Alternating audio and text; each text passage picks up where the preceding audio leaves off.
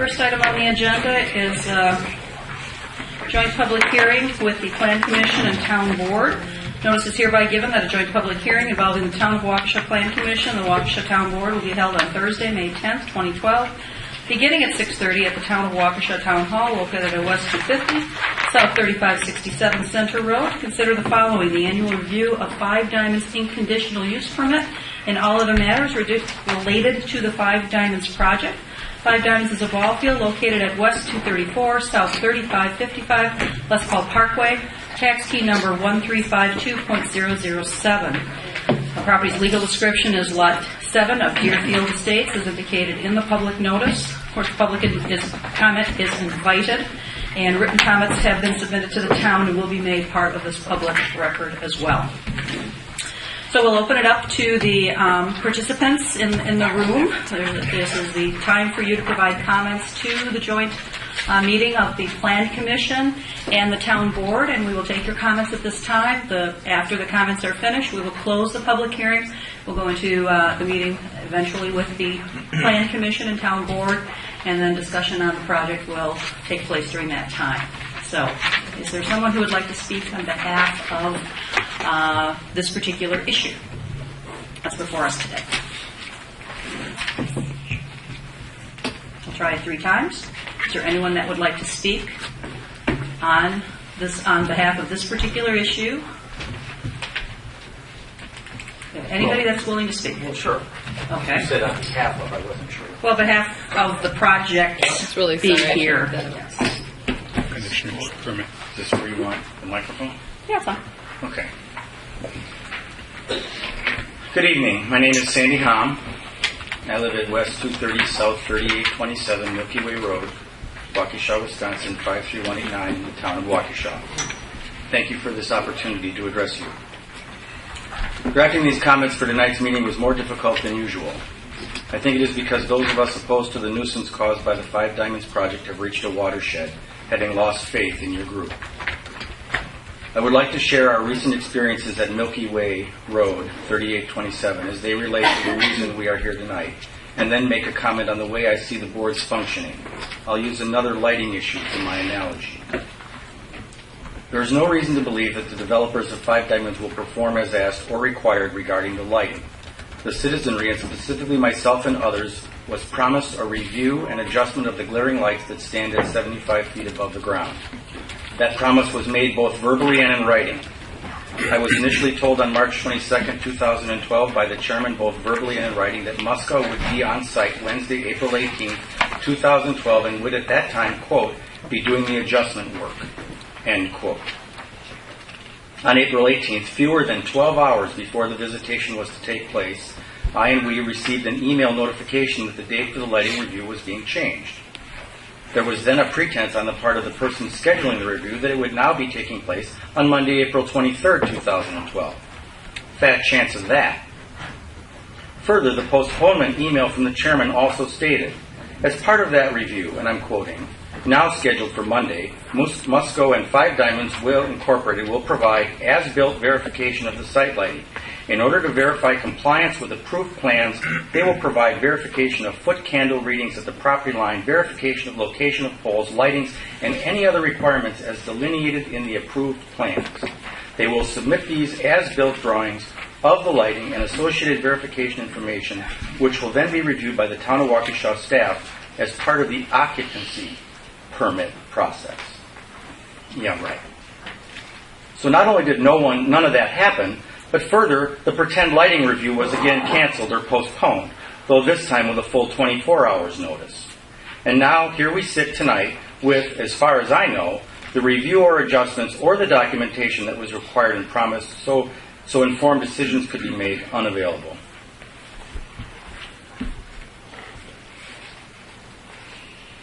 And of course, as we sit here with none of this done or provided, an occupancy permit, well, maybe you're pretending to call it a temporary occupancy permit, has been issued, and the business is in full swing without having complied with what you claimed would be required and what you promised me and the electorate you would do.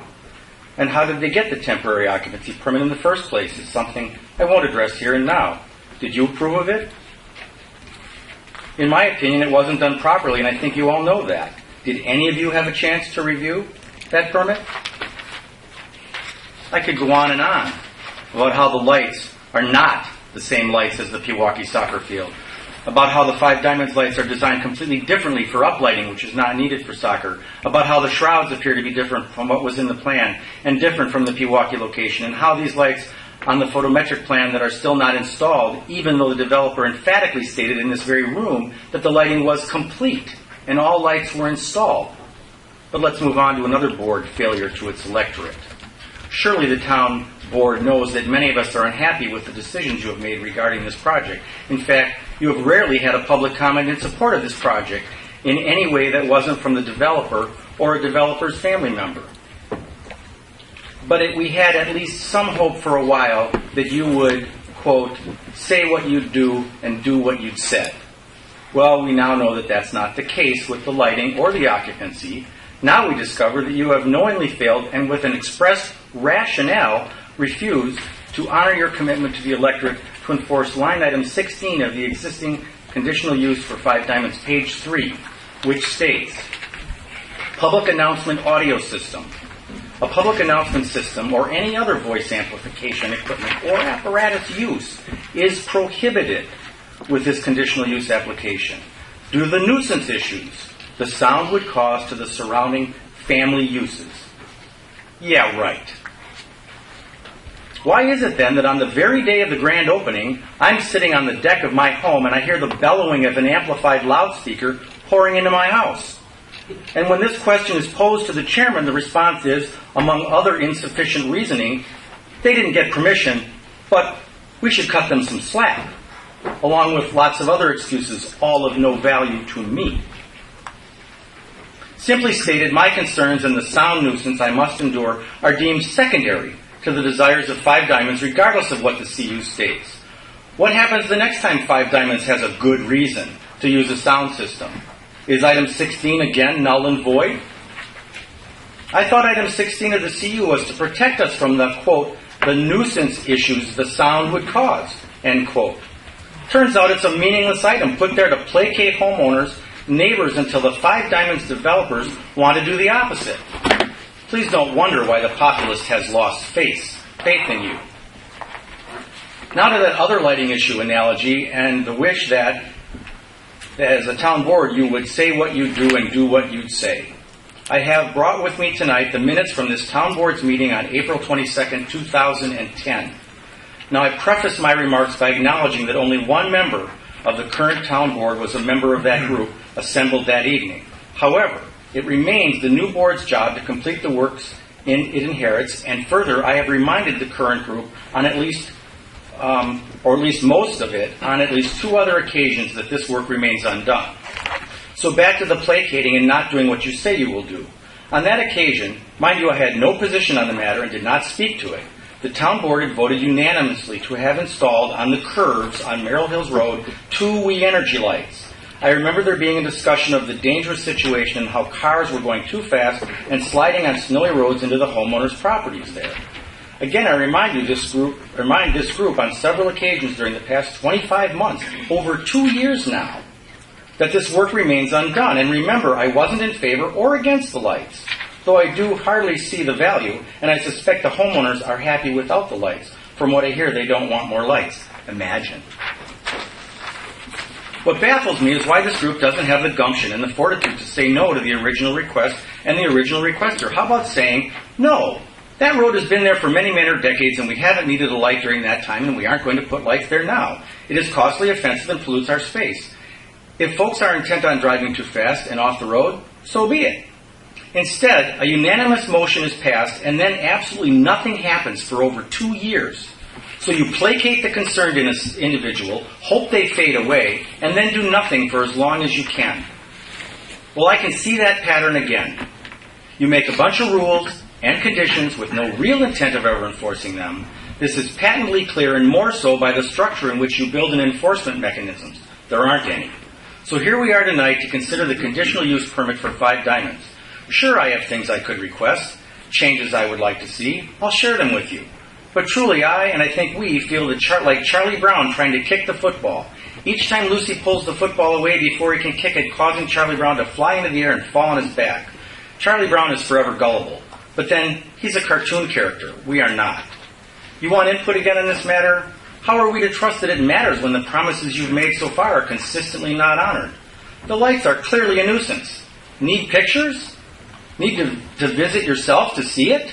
You all know they are not as promised by the developer or the manufacturer, let alone that they are still more to install and likely in a location where they will be more offensive than those already installed.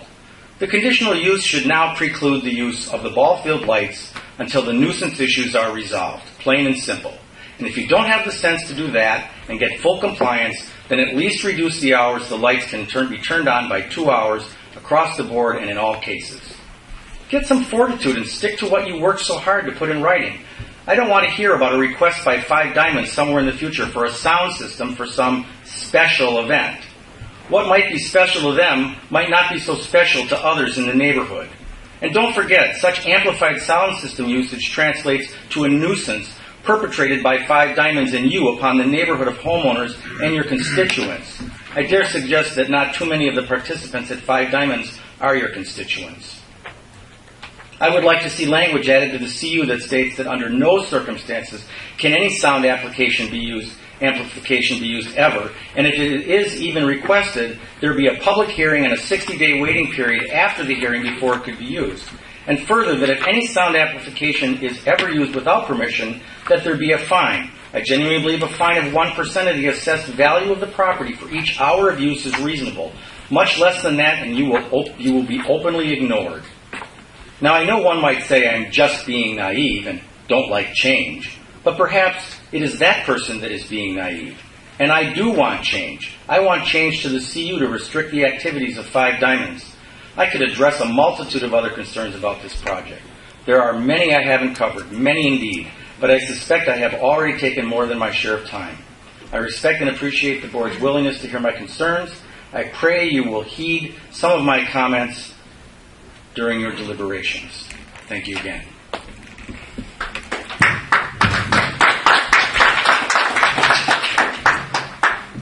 Thank you, Sandy. Anyone else would like to speak? I have to say something. Your name and address for the clerk, please.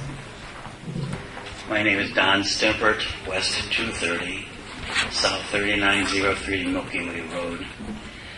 Mine's much shorter.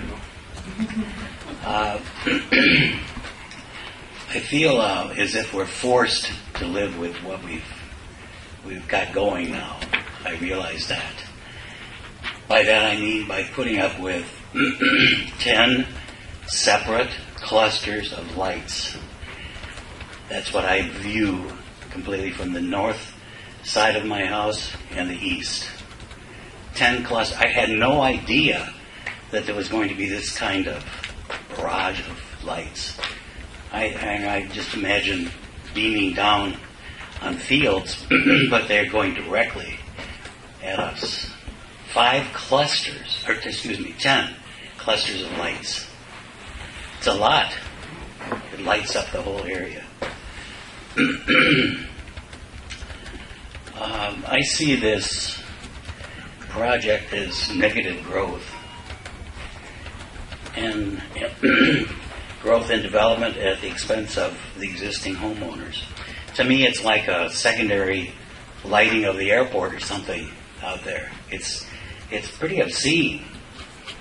So I guess we're going to have to live with it. But I'll invite you over anytime you want to see it. Okay, thank you.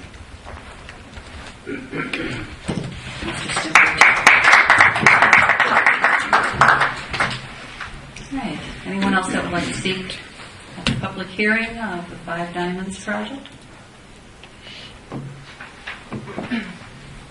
Your name and address for the clerk, please. Katie Smythe, 1622 Deer Trail, City of Waukesha. I wanted to point out that 1 year ago we were told that those residential lots would remain residential. We are 1 year in, and now already one is a park. What happened to them being residential? Goes along with the line of everything else. It's just been all for the kids, I guess. And apologize for my wear tonight. I was making memories at soccer practice. Thank you.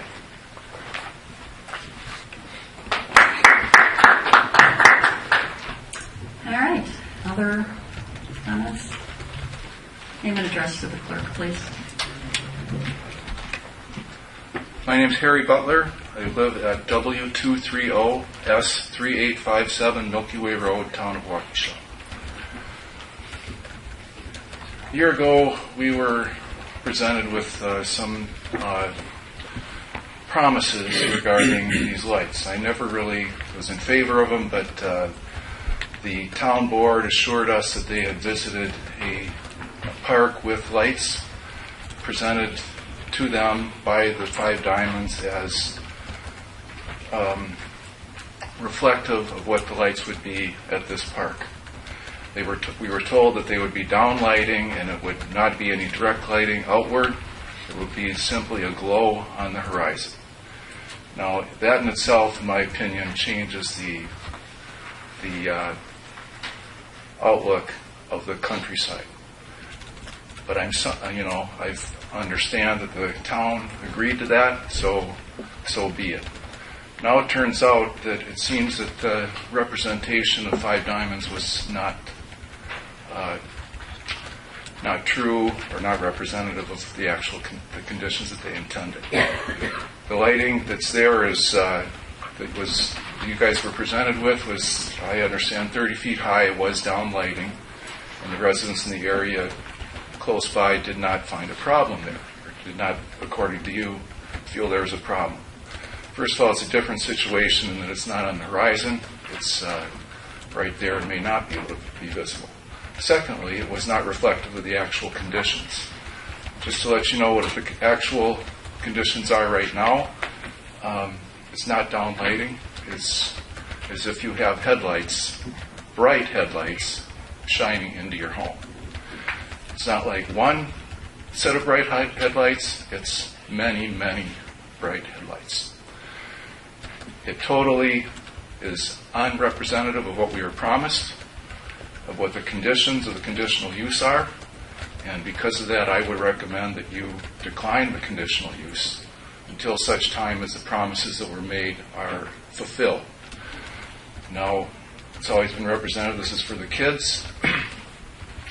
That may be so, and I'm all for that, but until the lights are as they were promised, let the kids play during the daytime. Please turn down the conditional use until the promises have been fulfilled by Five Diamonds. Thank you.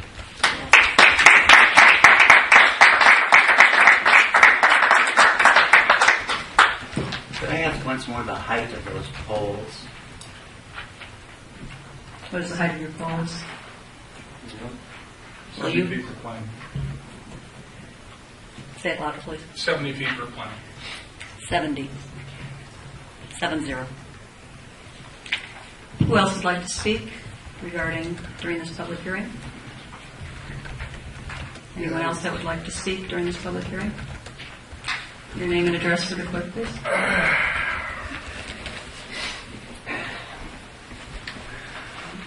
My name is Dennis Kellenick. I'm 3609 Shade Tree Court. Okay. As far as this project, I think it's miraculous. I think it's the best thing that ever happened to the town of Waukesha. Why I say that is because of the kids that were there Saturday night. If any of you were there, you saw for yourself. There was 2,500 people there. And everybody enjoyed themselves, especially the kids. And I, for one, that's what counts. That's what it's all about. It's not because the light shines a half a mile away. I lived in New Berlin. I lived 3 blocks behind Eisenhower High School. I had lights in my every Thursday and Friday night. They were practicing. They practiced at night. The games were on Friday night. Hey, it's for the kids. My kids played there. And, you know, it's not for me, it's not for you, it's for the kids. These kids, they only go around once to enjoy life. To have a facility like this. When I played in the cow pasture. And this is beautiful. Some of these kids may go on to be professional ball players, and they'll look back and they'll say, "Boy, that township really backed that ball field." But obviously, you got some people that don't agree. Sure, you got a little discomfort. Maybe you hear a car door or a bat. We didn't talk when you talked. Mr. Anybody who's speaking now should not be speaking from the audience. Please be respectful of the. But please be respectful of the speaker, everybody. Thank you. Like I said, if it's a little bit out of discomfort here and there, all right. So you got a window. If the light does reflect, pull a shade. Big deal. The lights will be off in an hour and a half, 2 hours, whatever it is. Most people are up until 10:30 anyhow. So consequently, it shouldn't make any deal. The thing is, these people that are against this, why don't they come down and enjoy it instead of bitching about it? There's a facility here that is next to none in the whole southeast Wisconsin, and these people are going against it. I can't believe that. I just cannot believe that. We have people coming from all over the state looking at it and saying, this is perfect. This is what we want. And yet we have people that are against it. So I just can't understand it. I don't know if you people were there Saturday night. You'd see my point. If you weren't, take a night, go over there and watch the kids. As far as having the lights out, there are parents that want to see their kids play, but they work during the day. They want to see their kids play. So that's why you have lights. So, well, thank you for listening. I appreciate it. Thank you. Thank you.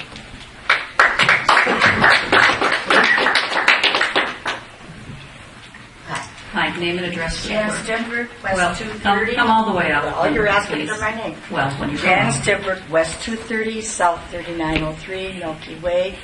I appreciate what he's saying, and we're not anti-kid. I think the issue, however, is the misrepresentation of the lights. When they first came on, I could not believe it. There were no games at that time. But it was just overwhelming. But we're not against games. We're not against kids. It's the misrepresentation of the lights. We were assured that it would be such and such, and it is not. While we're on the subject, some of my neighbors receive registered mail announcing the meetings, and we don't. Do you know why? Look. You might be outside the... It's 300 feet from the boundaries, so 300 feet from the boundaries. we'll check with. I wish we were 300 feet from the lights. Yeah, we will check on that. Though. Okay.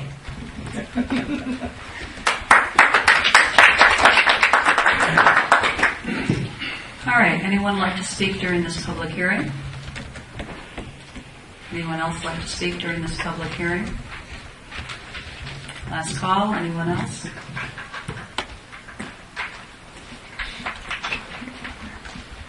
Harry Butler again, you know my address? Yep. No, we got it. Okay. I'd just like to say regarding the second issue of Lot 3, I have no objection to having that a park rather than a residential lot. Thank you. Anyone else who would like to speak regarding the conditional use permit? Second call.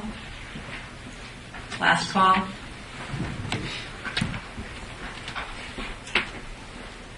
Rudy Zeilhofer. I live at West 229 South 3958 Milky Way Road. I've been here for the last couple of meetings. I spoke 2 meetings ago, and I spoke about, I'm basically happy that you're building baseball diamonds. I spoke about our kids playing baseball their whole lives. I played baseball my whole life without lights. You know, I spoke about the lights. I understand that you already approved the lights. Okay? that's a done deal. My question is, what if the lights are on past the time that they agreed to? What if all these things that were stipulated in their conditional use permit aren't done? What happens at that time? What happens 2 or 3 years down the road? That's my biggest concern. I'm already figuring it is what it is already. But who's going to police this, and how does it get policed? I don't know if this kind of forum where you're answering questions, it sounds like we just speak and then we really get an answer right now. I understand that, but that's my concern.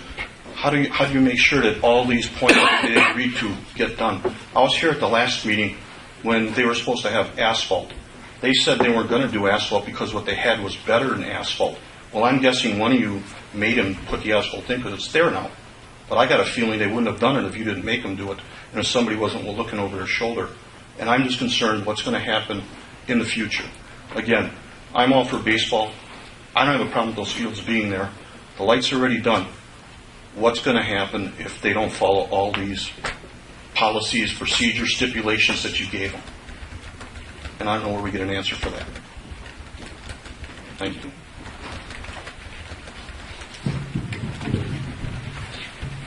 Any other comments during the public hearing section?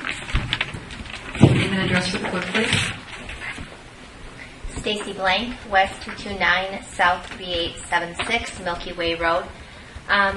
I, like Rudy, have been at many of these meetings since the beginning. And my general feeling was that I was for the baseball fields. I am, for baseball, for kids playing baseball, getting exercise, all of that. I was against the lights from the beginning, against the PA system from the beginning, which we do not have. One item that I did want to bring up was that a PA system was used on Saturday at the grand opening, which goes against the conditional use permit. I did hear through the grapevine that that was because it was a quote-unquote special event. I think there needs to be a definition in the CUP about what constitutes a special event for using a PA system. I think a request needs to be submitted to the board in advance for use of a PA system. That needs to, a request should be submitted, it should be approved X number of hours in advance. Something like that, something specific. So it's not after the fact. So it's not something that Five Diamonds is determining, hey, this is a special event. This team has never been here before, it's a special event. I mean, you get my point. Also, along those lines, I agree with comments that Rudy just made that there needs to be, I think, much more specificity in the CUP if there are violations. Again, coming back to the lights. Who's going to police this? It's Planning Commission, the board, neighbors. Let's say neighbors call in violations with the lights. Lights are on past X time, but, not following the CUP. Well, what are the ramifications of that? And this has been brought up many times in past meetings. I sat here when residents have brought this up. I think there needs to be very specific things in the CUP. X number of violations relating to the lights over X time frame. This is the ramifications.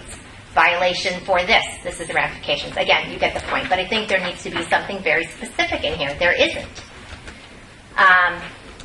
I have here in front of me, which I know you all have the same document from Yagi Colby, the review for tonight's meeting. Five Diamonds, is returning for the CUP. This 29-point document. And, there's many things in here that concern me that have conditions that have not been met, permits that have not been met. One thing in particular that really concerns me is number 8. The access drive from Les Paul Parkway appears to be on conformance with approved plans. The owner is responsible to provide the DOT permit as requested. To date, the permit has not been received by the town. So, again, I'm not exactly sure what that means, but it implies that a permit has not been received from the Department of Transportation. I'm wondering what kind of liability that opens up the town for when there's not the proper permit on file with the town. We have all kinds of traffic over there. I just drove by. There's many cars coming in and out of there. Do we have the proper permit on file? Has DOT checked this out? Is this up to code spec? Whatever. I don't know. When I go through this list of, 27 things, not 29 things on this list, I should have counted up how many things needed attention, how many things weren't done. There's a lot. So again, coming back to specificity, when are these things going to be taken care of? There were quite a few things in here where it says, Five Diamonds is going to come back to the town and let the town know when these things are going to be completed. I'm trying to find the one on landscaping in particular. Well, I guess I don't understand. Maybe you can let us know what the process is. Why is Five Diamonds coming back to the town and letting the town know when these are going to be done? How come it's not the other way around? How come you guys are not saying to Five Diamonds, you need to have this done by this date? They had a year to get these things done. So, I think in general you get my point. I would like to know when these 27 things on this list are going to be taken care of. I think the town needs to be very direct with Five Diamonds, and they need to be telling them when these things should be done, not the other way around. And I think in the cup, it needs to have more teeth as far as violations. Thank you.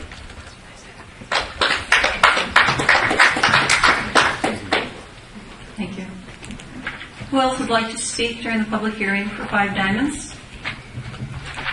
Anyone else that would like to speak in the public hearing for Five Diamonds?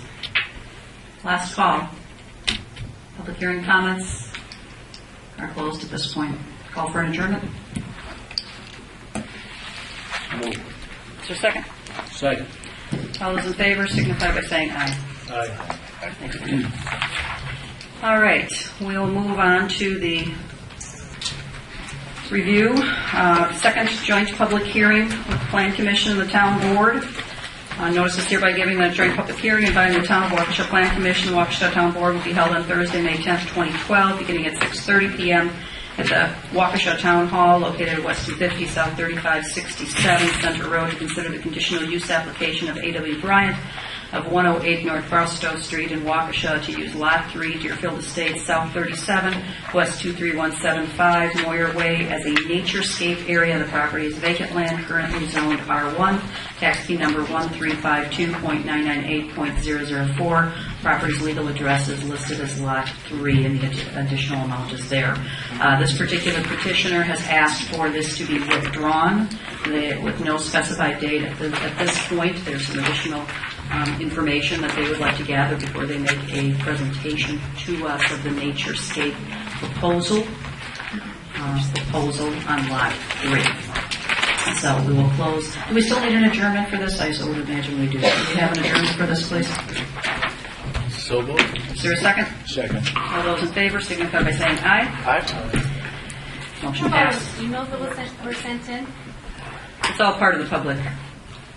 Jamie will include that as part of the public. Emails in there? Yeah. Can you let us know how many? Thousands. It just seemed like thousands. How many were there? 25? There were about 25 emails that we received, both for and against. Yes, So those all be in the record, they're not read aloud? Typically not. I mean, typically we don't. Most weren't specifically asked to be read. If they're asked to be read, then they're reported as part of the public record. Otherwise, they are all sent to the individuals involved, and the town board's seen all of those. So that's part of our process. It's all public records. Anybody who'd like copies of those is welcome to ask the clerk. Happy to provide them to anyone who would like to see them. All right, we'll call the meeting to order, the joint meeting with the Plan Commission and Town Board. We'll dispense with the Pledge of Allegiance as we've already done so. Again, this is a joint meeting. The Plan Commission is on your left. 2 members, actually 3, including myself, of the Town Board are members of the Plan Commission. So everyone will speak. You won't see everybody vote on this because not everybody is a member of the Plan Commission. We'll go to citizen comments. Is there any further citizen comments? They'll also be available to you at the town board agenda level as well. So if you find that you have something to say after the Plan Commission meeting, you're welcome to speak. Last call, citizen comments in this section. Okay, we'll move on. Number 3 is approval of minutes. No minutes this week. Discussion with Town Board and Plan Commission. Possible action by Plan Commission. This is the annual review. And others of the conditional use and site plan operation for 5 Diamond Inc. Primary owners Tom Conley and Greg Beatty. Location West 234, South 3555, Les Paul Parkway. A tax key number 1352007. This is a recommendation to the town board. And I would like to welcome Roger Dupler of Yagi Colby, who's joining us this evening. He's been with us, I think a whole week so far. So we thank you for your joining the town of Waukesha. And I look forward to your presentation of your very first staff report for us. So take it away, Roger. Thank you for the opportunity. Couldn't pick a better one to start with. Five Diamonds is before the Planning Commission this evening for what is considered their annual review of their conditional use. And I think everyone should understand that this was published or notified as a public hearing in order to pursue due process. The agreements that come out of this evening's discussion will be considered modifications to the existing conditional use, and prior to any changes to the conditional use, public hearing is required. So your involvement this evening is part of that due process. Originally, the conditional use was approved in April of 2011. They were recently granted a temporary occupancy permit April 25th of this year. The purpose of this evening's meeting is to evaluate the operations to date, issues of administration, issues of construction, and issues of phasing, and that we can wrap up as many of these issues as possible. I'd like to start just by running through the 27 items of the conditional use and share with you what I understand any of these issues to be, possible resolutions, and after we're done, offer Five Diamonds an opportunity perhaps to respond to this. Madam Chairman, is that what you have in mind this evening? Well, when you say the 27 items, these are the 27 items that you've identified as still needing some attention or question, because obviously there's more than that. Yes. As far as conditions. These are the conditions that you've identified that still need some information or clarification? That's exactly it. Items 28 through 44 of the conditional use are standard language. They're still in full force and effect, and really don't, this evening's conversation doesn't have much bearing on those conditions. From this point forward, they are still in effect and unchanged. Any objection to Roger's process on this? Okay, hearing none, please go forward. Okay, item number 1, the conditional use is granted to Five Diamonds Incorporated and is not transferable to any other entity. If there's been a change in ownership, then Five Diamonds Incorporated needs to provide the town with the appropriate documentation. I've shared this information with the petitioners or with the owners. They understand their obligation to provide that information. This is more applicable to the business plan of operation rather than anything else. It's more of an administrative thing, just so the town can keep tabs on who's responsible, emergency contacts and such, in order that their operation can continue. Item number 2, the permitted uses are unchanged and anticipated to be conducted as approved. That's just a standard comment in the existing conditional use. No attention is needed in this regard. Number 3, the original business plan of operation is still in effect and not expected to change. Previously, Five Diamonds petitioned to extend their hours of operation. That request was denied, specifically in regards to the hours of operation, the operation of the lights. Number 4, the operation and construction are in conformance with the approved documents. There have been on-site inspections to confirm that. As I said, there is a temporary occupancy permit that has been issued. There were a few minor items on that to be addressed that we'll discuss later this evening as well. Any future changes will have to come before this body and undergo a public hearing before any changes can be approved, because of the nature of the conditional use. Number 5, all the hours of operation are in effect as originally approved. Number 6, to date the construction of the ball fields is in conformance with the approved plans. Town's approved a phasing plan of the parking lot, the indoor facility, and the associated landscaping. Five Diamonds must submit an appropriate phasing plan to demonstrate the built conditions and the appropriate documentation for the phasing plan. In addition to this phasing plan, we also need to have a revised development schedule so that it's well understood what the commitments are in regards to timing. In conversations with the owners, they understand the importance of this document. It's not only for the town's records, but it's also for their own protection. As they proceed from this date forward with a phasing plan in place, they have legitimate reasons for future construction. The town will have record of it, and they would not be in non-compliance or in violation of their existing conditional use. The access drive from Les Paul Parkway appears to be in conformance with the approved plans. The owner is responsible to provide the DOT permit. Since writing this report, Mr. Ginelli has had the permit and made that available to us, and it's been forwarded to the town clerk, so it's part of the town files. That can be considered a closed issue. The concession building is constructed per the approved plans. The imposed prohibition of cooking in any location other than the concession building is still enforceable. Number 10, prohibition of drugs, tobacco, and alcohol in conformance with the Waukesha School District policy is in effect, and a sign to this effect is posted on the concession building. The town may request an additional sign be posted at the pedestrian entrance in order to reinforce this policy. Originally, Five Diamonds did have this sign posted at the pedestrian entrance on the fence.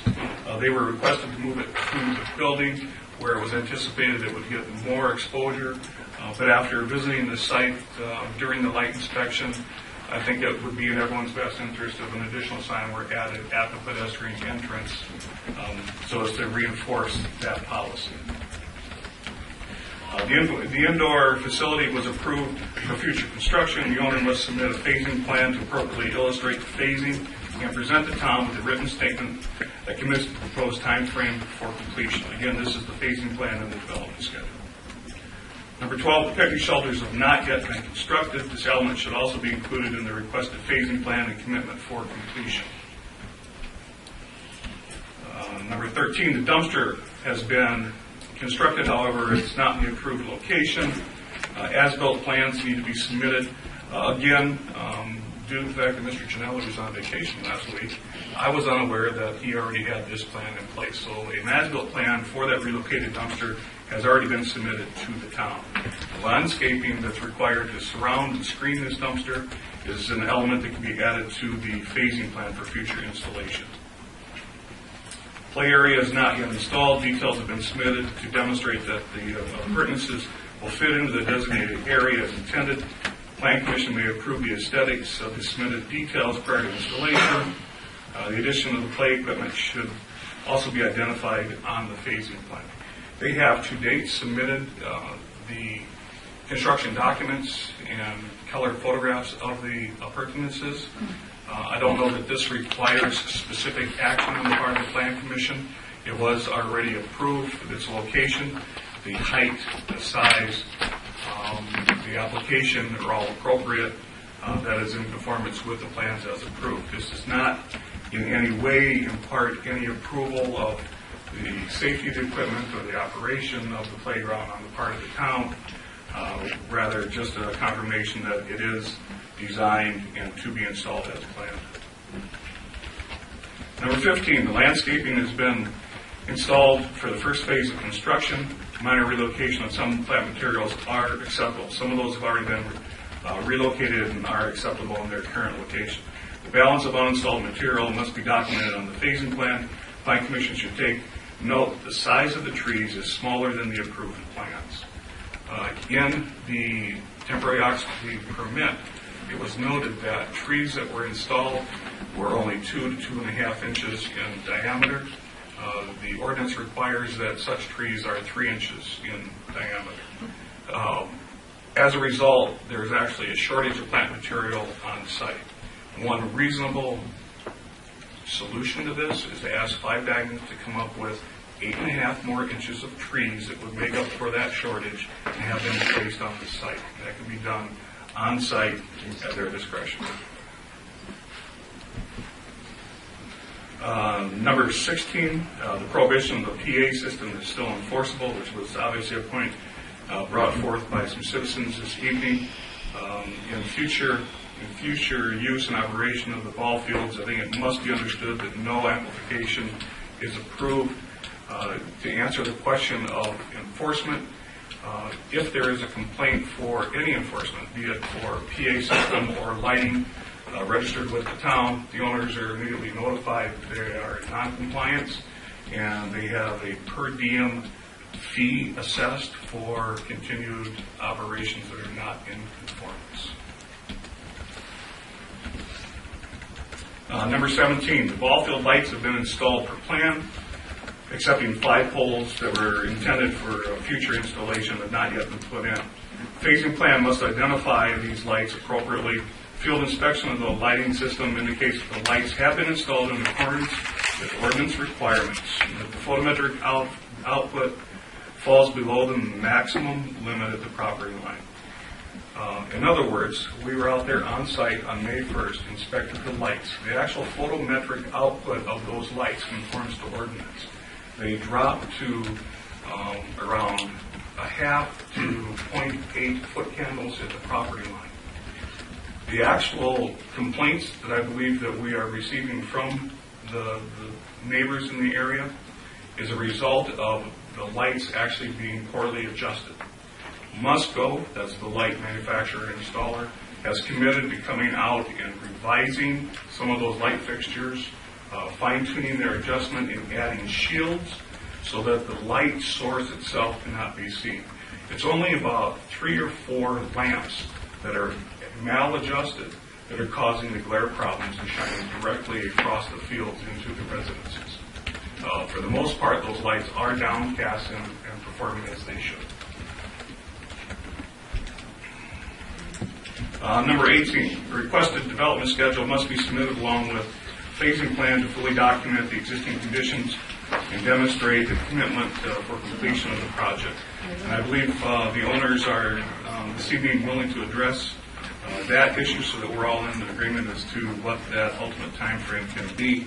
My suggestion is that we extend the ultimate deadline until July 1st, afford them an opportunity to address all of these issues and submit the proper documentation to staff for review. The requested photometric plan has not been submitted.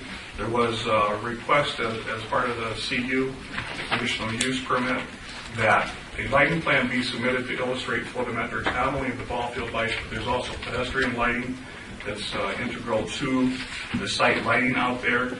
Those pedestrian lights were not included in the overall photometric plan. So the owners have been asked to have a modified photometric plan resubmitted to the town that addresses that. These lights are small lights for path lighting and such, and will not contribute to some of the issues that have been a problem as expressed earlier this evening and for many months previous. Item number 20, the required stormwater and erosion control permits were obtained from the county prior to commencement of construction activities. They're in compliance with that requirement. Number 21, the requested trail easement has been submitted to the town. That has been recorded. There's no outstanding issues on number 21. Number 22, the appropriate fire inspection has been conducted prior to temporary occupancy permit issuance. Van, are there any other required inspections that will be conducted? Not by the fire department, everything's set there. Number 23, prohibition of outdoor storage is still enforceable. There is currently no outdoor storage, and it's expected that there will not be in the future. Number 24, to date, no application for signs has been submitted to the town. The owner should be advised that all signage must be approved by the town prior to installation. What I've explained to the owners is that they have mandatory requirements for approval of all signs. There is an aggregate amount of signage that's allowable on this site. I've asked them to put together a comprehensive plan that illustrates all the signage so it can all be reviewed and approved at one time. That, again, is something that we'd like to see before the 1st of July. Where did I leave off? 25. The holding tank agreement, this is integral to the winter facility and will be part of the phasing plan. 26, fire department will notify the owners if any outstanding issues regarding fire safety are involved or are unresolved. And number 27, existing trees and shrubs that have been removed from the site during construction The extent of the removal has not been documented. However, Representative Sewer Pack has been contacted to confirm that the integrity of the natural system has not been damaged or compromised. I have confirmation from Dr. Don Reed at Sewer Pack that he has been on site. The existing conditions meet with his approval. There's no requirement for any mitigation, and the natural areas will be approved by Sewer Pack as designed and implemented. So my recommendation to Plan Commission is that you can consider these items, give the owners an opportunity to present information this evening that illustrates compliance with those issues that they are able to, that we consider those items for construction of high importance, high priority, with those wrapped up for July 1st, and then the remaining issues, those of operation, which include the phasing plan and the development schedule and such, allow them to extend their requirement for those until July 1st. Roger, did you want to add information that we received today regarding the parking and the cross easements that may take place between Lot 3 and this property? Sure. Just for your information, it's not integral to your deliberation this evening, but in regards to Lot 3, which is the Naturescape play lot, they are presenting to the town that they have formulated agreements with Five Diamonds for the use of their parking. Plan Commission and Town Board would have an opportunity to evaluate and deliberate those agreements when Lot 3 Naturescape comes in for review and approval. And the trails. There's some trails and some additional shrubbery that they talked about implementing on the property. Would that satisfy the additional greenery that they are short on the sides of their It trees? could very well satisfy those shortages. In combination between Five Diamonds and the Naturescape project, there are intents to add additional landscape materials, not only as part of the play lot, but also on the Five Diamonds site. I believe between the owners of both properties, they can work out an agreement in that regard and allow Lot 3, the Naturescape landscape plan, to satisfy Five Diamonds' obligation for additional landscape materials. Except I would anticipate that you will add an item on here for review and completion of the additional structures that I believe. There's a trellis, there's a couple other items, and so that the final plan indicates a fully completed property, including whatever might be approved under that guideline. That's a very good point. Between now and July, you should get with the owners a representative for the Naturescape with the landscaping and some of the structures that they are proposing. You should roll that into your existing site plan so that you're covered in that regard as well.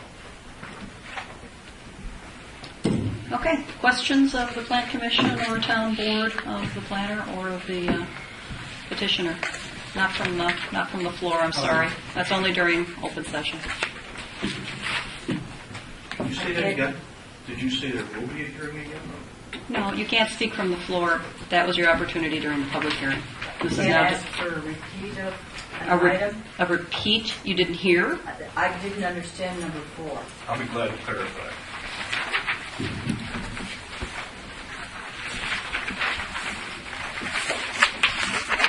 Number 4, the operation and construction are in conformance with the approved documents. Any proposed changes will require consideration after public hearing by the Plan Commission and the Town Board. This is due to the fact that it is a conditional use. Any changes that they want to propose from this date forward will require a public hearing. So all neighbors within 300 feet will be notified, and there'll be publication notice of that, so that you will have an opportunity, not unlike tonight, to come back and understand what their changes are and voice your opinion to them. Thank you. Can you still answer that question? So we're done with any comments from here? During the Town Board meeting, there's an open area for citizen comments. So after the deliberation at this particular meeting, we'll close this meeting. When we open the other, there's something on the agenda that says citizen comments, and you're able to speak during that time. Thank you. Okay, questions from the Plan Commission or Board? Questions or comments? Just one question, Roger, for clarification, I think we'll give you take one more shot at it on. We talked about number 17, the lights, and talking about the efforts that Moscow is committed to make to re-aim the lights and put some shades on it. I think you said after they're done, the lights will not be seen. And I think you were talking to the glare part, but I wonder if you want to kind of clarify that, because we're not making a representation to people that they won't be able to see the lights, I don't think. So Right. you maybe want to try to clarify that. Please. Sure, I think it's important to understand that there will be light visible from the lamps and reflected off the field. What's been identified as a problem on the part of Musco after being out on site and actually visiting the backyards of the neighbors that are most affected out there is that there are 4 lamps that are maladjusted. They're shining too high, and they're shining directly at the homes. I know, Andy, you probably had a question regarding the photometrics. My question was going to be, there's more than 4. Well, what we've identified is that there's 4. There are 4 that they can clearly identify are having a bad effect, and they'll modify those. In fact, we've got correspondence from Musco today identifying exactly what they're going to do. They're going to readjust those. They're going to put shields on them so as to interrupt that clear line of sight to the light source. You'll still see that there's a light there, but it's not going to be shining in your eyes.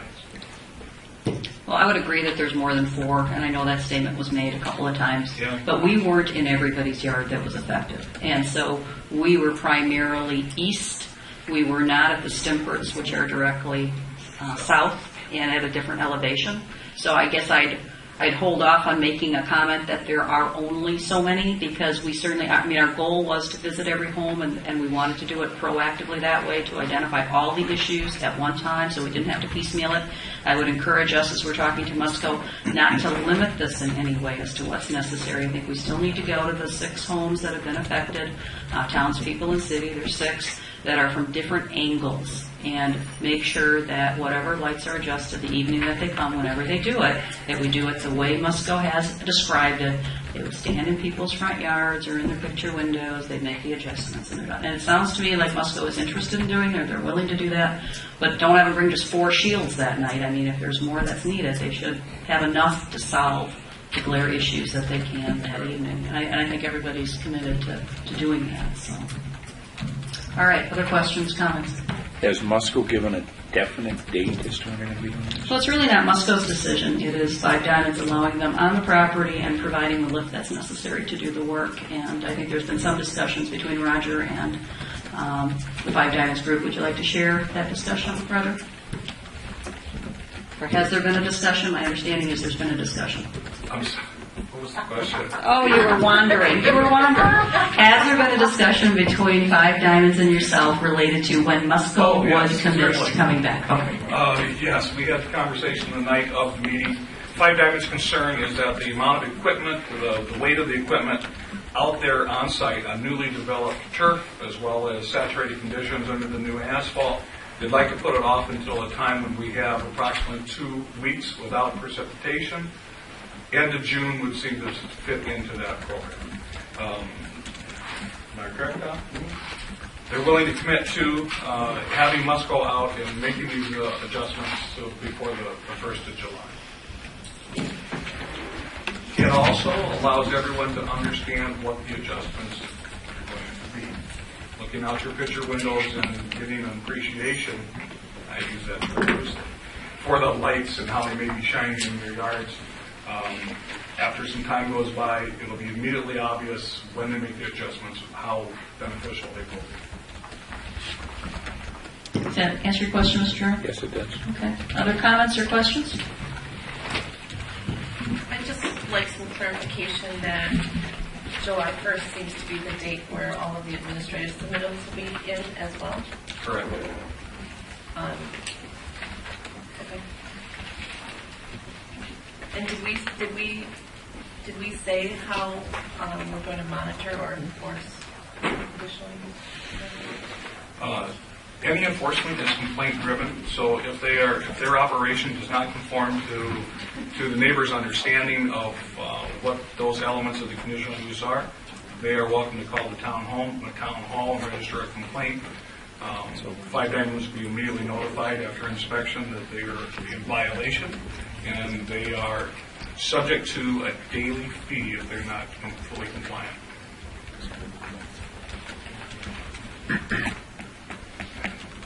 I'm sorry, sir, not from the floor. That time is during public comments.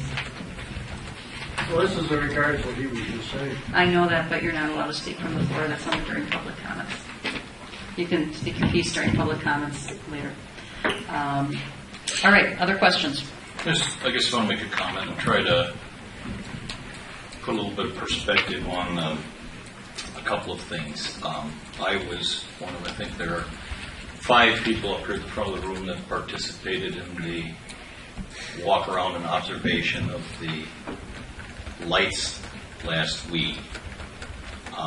And candidly, I see frankly, the concerns about town residents on the west side of Milky Way Road in a little bit different context, candidly, than I see the concerns of those who are on the other side of Milky Way Road. The night that we were out there, we walked up to one of the residents in that area, and I'm not sure the property owner may even be in the audience tonight or whatnot, to take a look at a perspective from a house on the hill up there. Part of my observation of that, and we walked over there from Moyer Way, the portion of the city that's on the east side of Milky Way Road there, and I made even a quick little Google printout of that. That's a very compact area. Lots are small. Buildings are close together. There's an incredible amount of ambient light in that area from multiple sources. There are overhead sodium vapor street lights on major intersections. There's sodium vapor pole-mounted street lights on the streets adjacent to people's driveways. A lot of the houses' backyards face one another. There's a lot of ambient light, frankly, from indoor lights that are on in people's kitchens and family rooms and dining rooms and living rooms and bedrooms. We walked up, well, I should mention on the walk over there, the moon was out that night, about a 3/4 moon. Cast a really good shadow on me and anybody else who was walking around. We walked under street lights.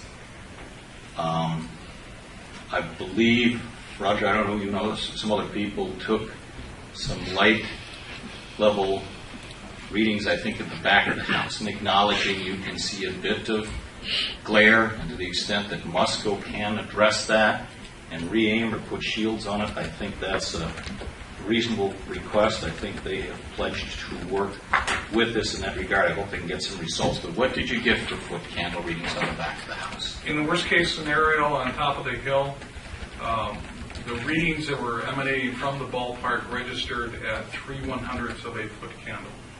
To give you an idea, a 1 foot candle, a full moon produces 1 foot candle.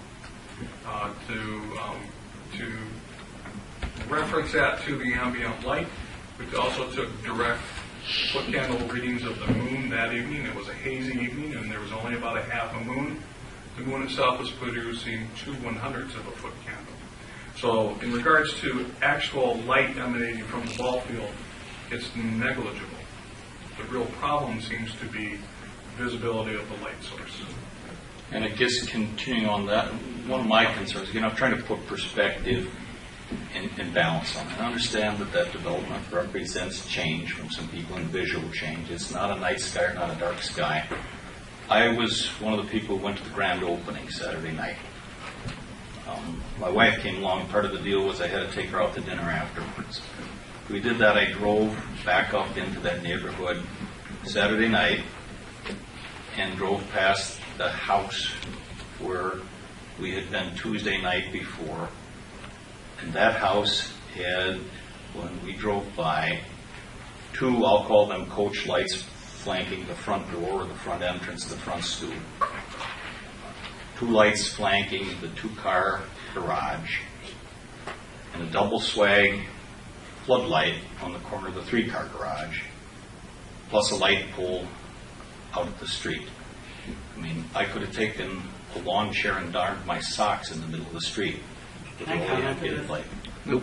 Let me just finish. So, respectfully, and if that's your house, I don't mean that unkindly, don't mean to be in your face, but I think some of that needs to be put into perspective, in my judgment. The amount of ambient light there and in different places in that neighborhood blows away anything that's coming from Five Diamonds. If something can be done with the glare on there, that's a legitimate concern, hopefully resolved. I'll make one other comment as long as I'm kind of on a roll here. And again, I see the thing a little bit differently for our several town residents who are affected. I understand that that represents a change. You can look over there and see those lights. The reality of it is residential neighborhood is going to change. Land in proximity to the north, to you as well. We look at the fronts of houses and back of houses and lights on in houses. The other perspective or takeaway that I guess that I have got from it, I will tell you that I am keenly aware that item 16 of the conditional use permit says the prohibition of a PA system, and we've had a lot of discussion about that. And many of the suggestions that this board is not committed to reasonable enforcement of this conditional use permit. Okay? Because we're committed to reasonable enforcement of it. We went Saturday night, and I think it was part of the reason that PA system was hauled out is because there was, I don't remember, 11 or 12-year-old boy by the name of Zach. Some of you might have seen it in the newspaper. Who was recently diagnosed with leukemia. Okay?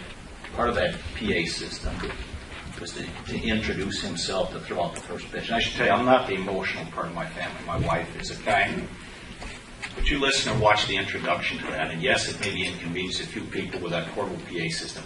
I didn't think about the condition number 16 in the conditional use permit. I thought that that young man's lights, his lights might be out not too far from now. So I ask you, open up your hearts and think about it. Thank you.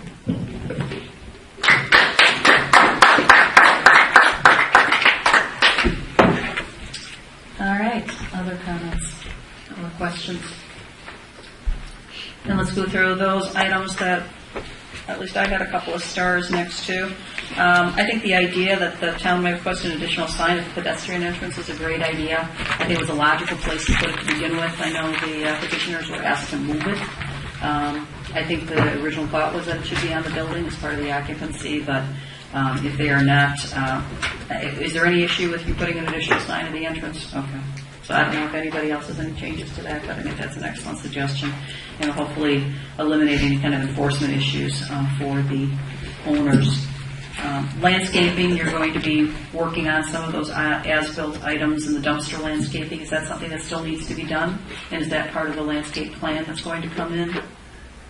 The dumpster? With the relocation of the dumpster, there is landscaping that is in association with it. Yes. Since it's not in today, and since it's in close association with the indoor facility, I would assume that that landscape material can be part of the phasing plan for later installation. So that will be identified as part of the phasing plan if that's what the owners choose to do. Correct. Okay. Any other questions on that? Yes, Mr. Robles. As far as our landscaping goes, yeah, they have a little bit smaller diameter trunks than some of those trees, but they also have landscaping out there that is larger than what we require as well. And that wasn't mentioned in this report. They also bought very high quality material. The reason we asked for 3-inch material so we have branched trees. That's part of the growth out of the nursery is typically between 2.5 and 3 inches. The branch character of the trees is more developed than a younger tree, not just a straight width. Because they bought higher quality material, we have that branch character already. We have a greater recovery rate because they are a smaller tree. The bigger the tree you go, the recovery rate is less.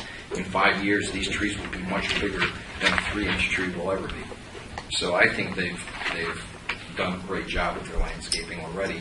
I think they meet the landscape requirement.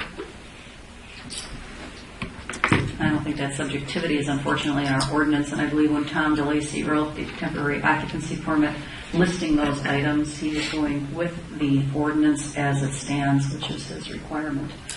But the additional landscaping that they may put in as part of the plan with the venture with the Bryant's Naturescape, thank you, may satisfy that as well, and I guess that will be, that will be determined. I guess one question I have, and we had some of the phasing of the asphalting. I noticed when I drove in last night that people were parking between the median, the street, the grass area, kind of just a gravel area yet, and then your paving. And people were angled parked in there last night. I don't know if you happened to see that. I don't know if prior to it got full in there. But were you planning on straight? I mean, when that phasing plan was done, I guess, why didn't it go all the way to the grass line? Was there supposed to be that larger median in there? You know, that was like crushed concrete? And is that supposed to be for parking? Because if so, you might want to stripe it. It's all striped. It's not. It wasn't striped. People were just parked angled in there. It's striped and it's the drain, you can't pave it because it's a drainage easement. So it's striped though? Because I didn't see any striping when I was there. There's a But portion that's- of it that is straight. Okay. And was parking part of that original plan? Angled parking there? I can't answer exactly.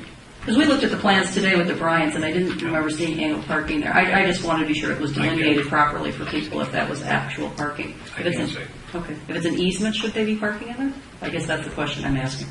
So we should delineate. The parking, the line part of it is not in the easement. I'm sorry? The line area is not in an easement. Okay. So that gravel area is not the easement, you're saying? Correct. Okay, then I misunderstood you. Thank you. All right. The PA system, I agree with Brian. The comment that I made to Sandy was not, we should cut them some slack. I said, this is one night. His answer was it's the first night. But I felt as though it was an appropriate use for the very first night. I wasn't going to make a scene in the middle of an event like that, obviously. I would imagine it was a one-time because they wanted to reach everybody in the park for this event, for the fundraiser, and I anticipated that it would be simply that, a one-time, only-time event. So I would imagine that was your thoughts as well? You saw the speakers were located, they were in the middle of the diamond, so you can't run a game with speakers in the middle. Right. But I mean, your goal was because it was the grand opening. Okay. I mean, yes, it was against the CU, no doubt about it. But I guess I agree with Brian on that one. I think for the course of the event, for the time frame that it was, for a one-time situation, I don't think we need to call that into question. Musco and Five Diamonds, I spoke in my piece on that. I think it's more than just a few lights. I would encourage us to be at every angle with our town residents, with the Stimperts, with the Butlers, and with Mr. and Mrs. Hom, to make sure from that location that we are able to make that same assessment, that we can shield that properly. I agree with the July 1st time frame. I feel it needs to be adhered to, and that if the owners are in agreement with that, I see no reason that we can't move on in this project. Further discussion or motion, please? I make a motion we approve and accept the condition. Is there a second? Second. Who was the second? Sorry. Who was the second? You? Okay. Dan? Okay. Any further discussion? Yeah, I have one. I'm sorry, not from the floor, sir, during citizen comments. All those in favor signify by saying aye. Aye. Opposed? Okay, we'll move on. Thank you.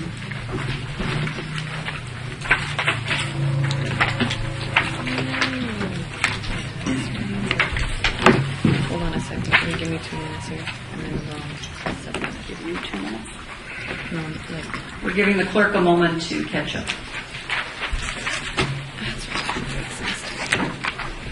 Well, I guess we can move on a little bit in that. go ahead. Yeah, A.W. Bryant, the discussion of possible action with Town Board and Plan Commission, possible action with Plan Commission. This has been withdrawn, so let the record reflect that this particular request has been withdrawn at this time. You need to get something to drink? You sure?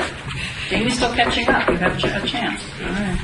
All right, discussion with Town Board and Plan Commission, possible action with Plan Commission, accessory structure, property owners Richard and Sherry. Is it Amon or Amon? Amon? Are they here? Amen. Amon. Well, come on up. Location West 228, South 5998 Ridge Road. Tax key number 1439993 is a recommendation to the Town Board. Hello. Hi. And we're going to have Mr. Dubler present, and then you'll answer any questions that we have. Okay? Sure. Thank you. Can I have a clarification first? Is this actually Ridge Road or Arrow Ridge Road? Because there's no such address on Ridge Road. It's Arrow Ridge Road. Wow. Good catch. I mean, we have a ridge road, so that didn't immediately fall in my eye. What did the application say? Arrow Ridge. Well, you know where you work. Yeah. Okay. All right, we'll make that change to the record. Go ahead, please. Yes, ma'am. The Amens have a piece of property that is in the RE Residential Estate District. It's 3.12 acres. Their intent is to remove an existing accessory structure and rebuild a new accessory structure in approximately the same location. The existing structure is 24 by 22. It produces 528 square feet. The new structure will be 24 by 40. But it's also intended to have 2 floors, so there's upstairs storage in it. Floor area of the new structure will be 1,920 square feet. The existing lot has an allowable floor area of 13,590 square feet. So, in combination with the existing home and the proposed accessory structure, there's no way the Amens are coming anywhere near to the limitation on their property. The building is before you this evening also because it has an issue with height. The allowable accessory structure height is 15 feet. They are proposing 23 feet in order to attain that second story and have storage upstairs. By ordinance, they are allowed to compensate for additional height above the allowable 15 feet by adding 2 additional feet to the side yard setback per foot of elevational difference. As they are proposing it, the building is a minimum of 69 feet from the property line, which actually could support a building height of 34.5 feet. They're only asking to do 23 feet. The materials will match the existing home. My recommendation to you is for approval of this petition this evening, allowing the additional height and the compensation for the additional setback. Conditions of approval would be obtaining a building permit from the town building inspector and executing with the town standard agreement that prohibits the operation of commercial enterprise in an accessory building. Materials, all that, exactly the same as the house? Exactly the same. Everything's exactly the same. Okay. Questions from the Planning Commissioner Board? Mr. German? Are these figures right on the square footage right here? I thought 1,280 was the maximum for an accessory building. I can't answer that off the top of my head, but these numbers are correct for the proposed structure.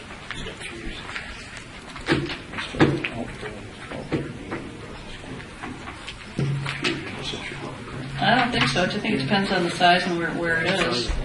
Not And in the a lot. In a residential zone? Why don't we pull? Can you? Today. You have your I'm sorry. book there? Do you have your zoning book? Certificate of Lamar? No, I don't. Did you bring the zoning book? Do you have your zoning book there, Mr. Planner? Yes, ma'am. No, we're going to put them under the gun now. I know there can be additions.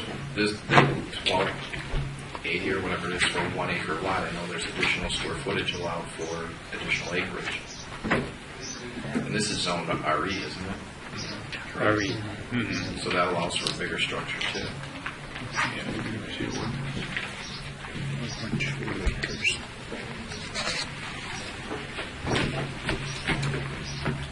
I'll allow the planner a moment to verify the documents in the zoning book. Familiarize myself And with the ordinance. familiarize yourself with the ordinance. The fact is that you have your zoning book, which I'm impressed about because we normally have to haul it from the back room. So let's take a moment and verify it and we'll go from there.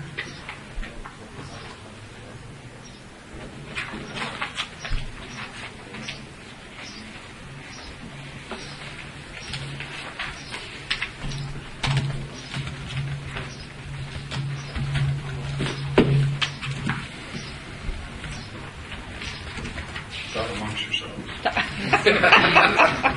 Trying to get your feet wet. Well, if Mike was still on Skype, we could have a conversation with how the weather was in Texas, but he's not there anymore. So, how's the healing going on the knee? You're already dancing on the tables, Mike?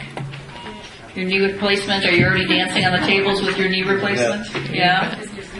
I have to say now, you know, certainly Mike was not here in body during some of the winter, but he was, I don't think he missed a meeting. But I was and that was impressive already, but I was most impressed when he had his knee surgery on a Friday and he attended a meeting on Tuesday. Okay. Now, I don't think anybody's going to try to attempt that record, so that will hold Mike forevermore. I mean, that's diligence to the cause, so that was nice.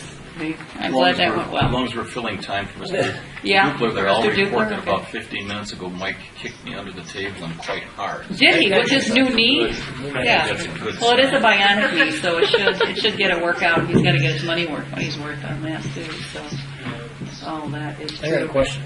Yes. Go ahead. I noticed storage, that's your main concern for this building. Correct. Will we place the deed restriction on no business shall be run out of? Yes, Roger has already picked up on that, or someone did, and at least it's in his conditions of approval. Town standard agreement that prohibits the operation of a commercial enterprise accessory building must be executed. So there will be a deed restriction as the second bullet point under conditions of approval, page 2.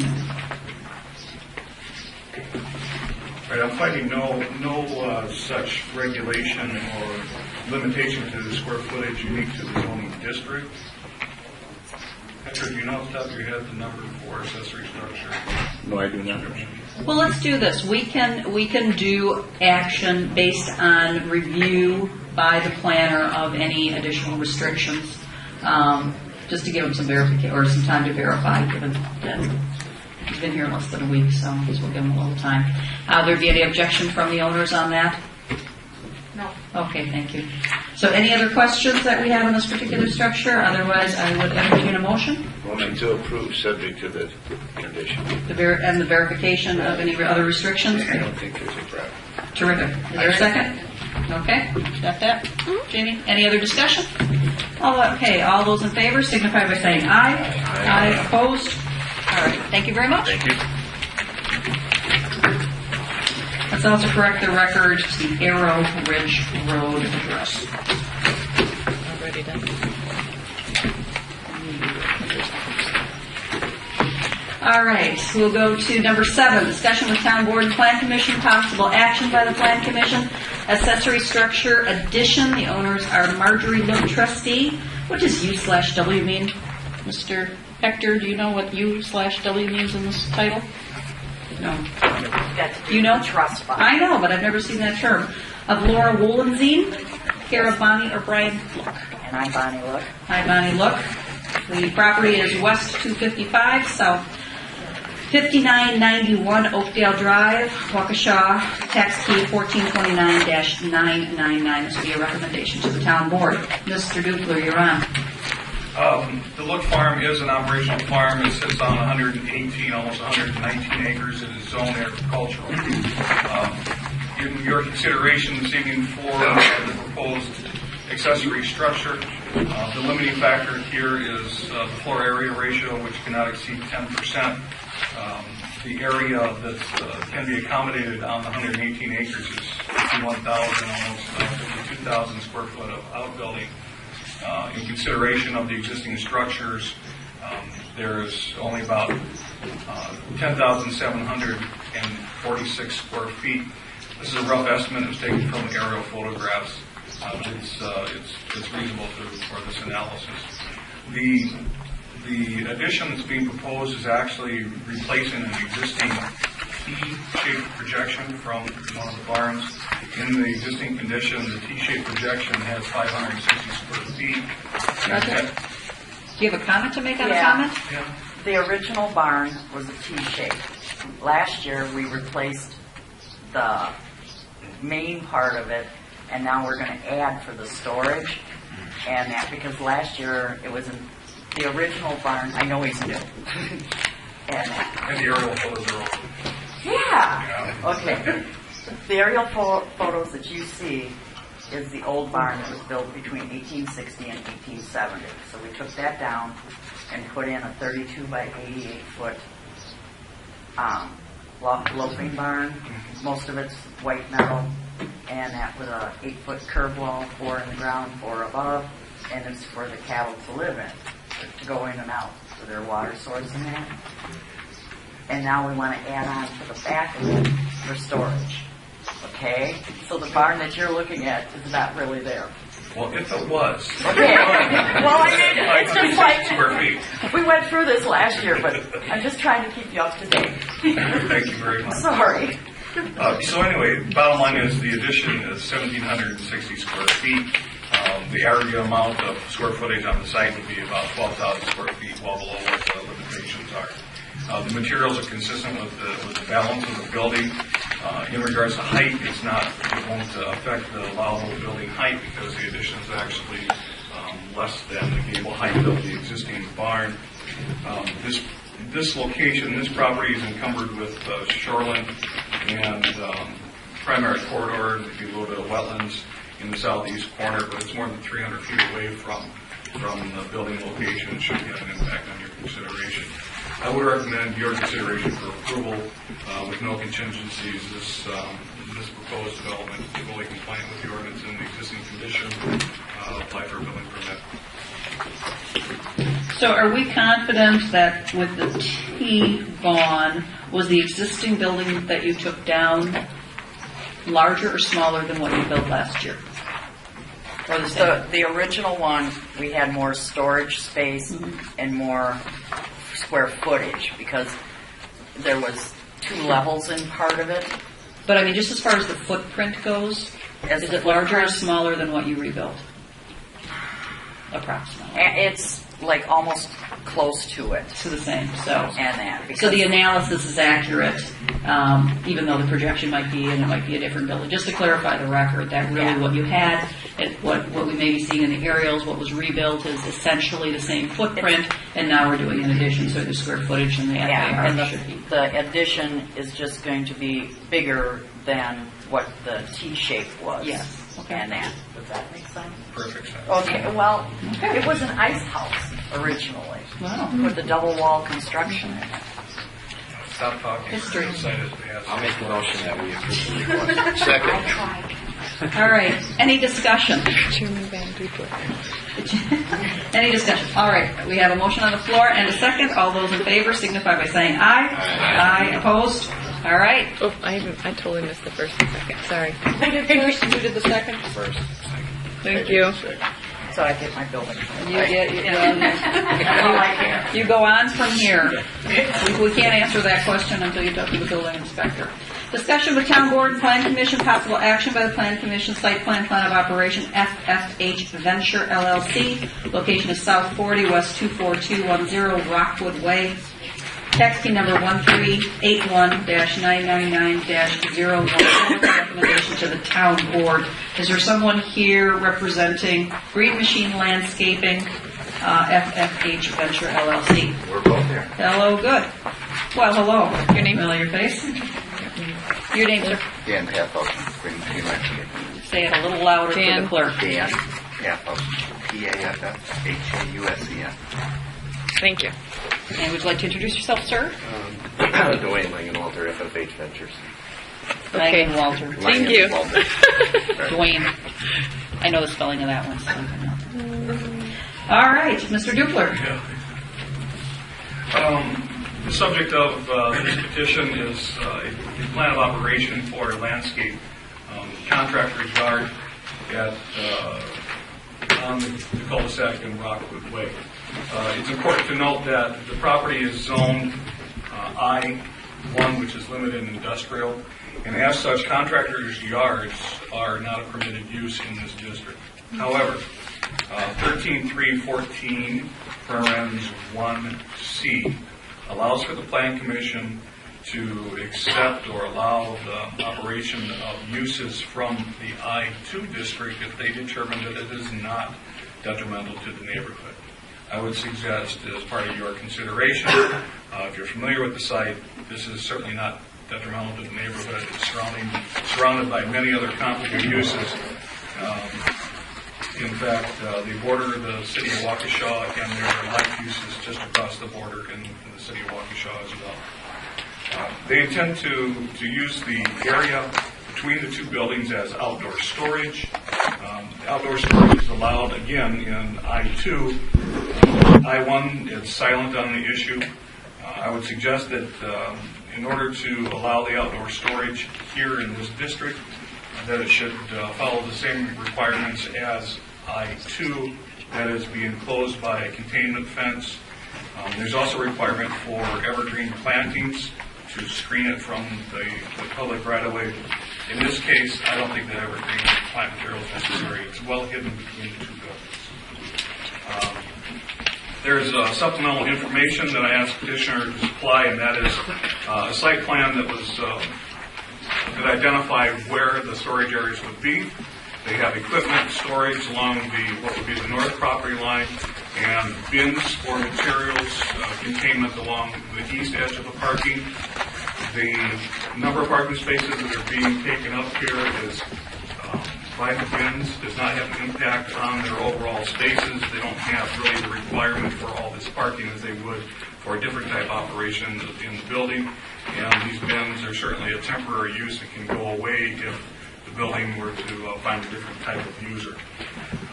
To date, there's no signage submitted for review or approval.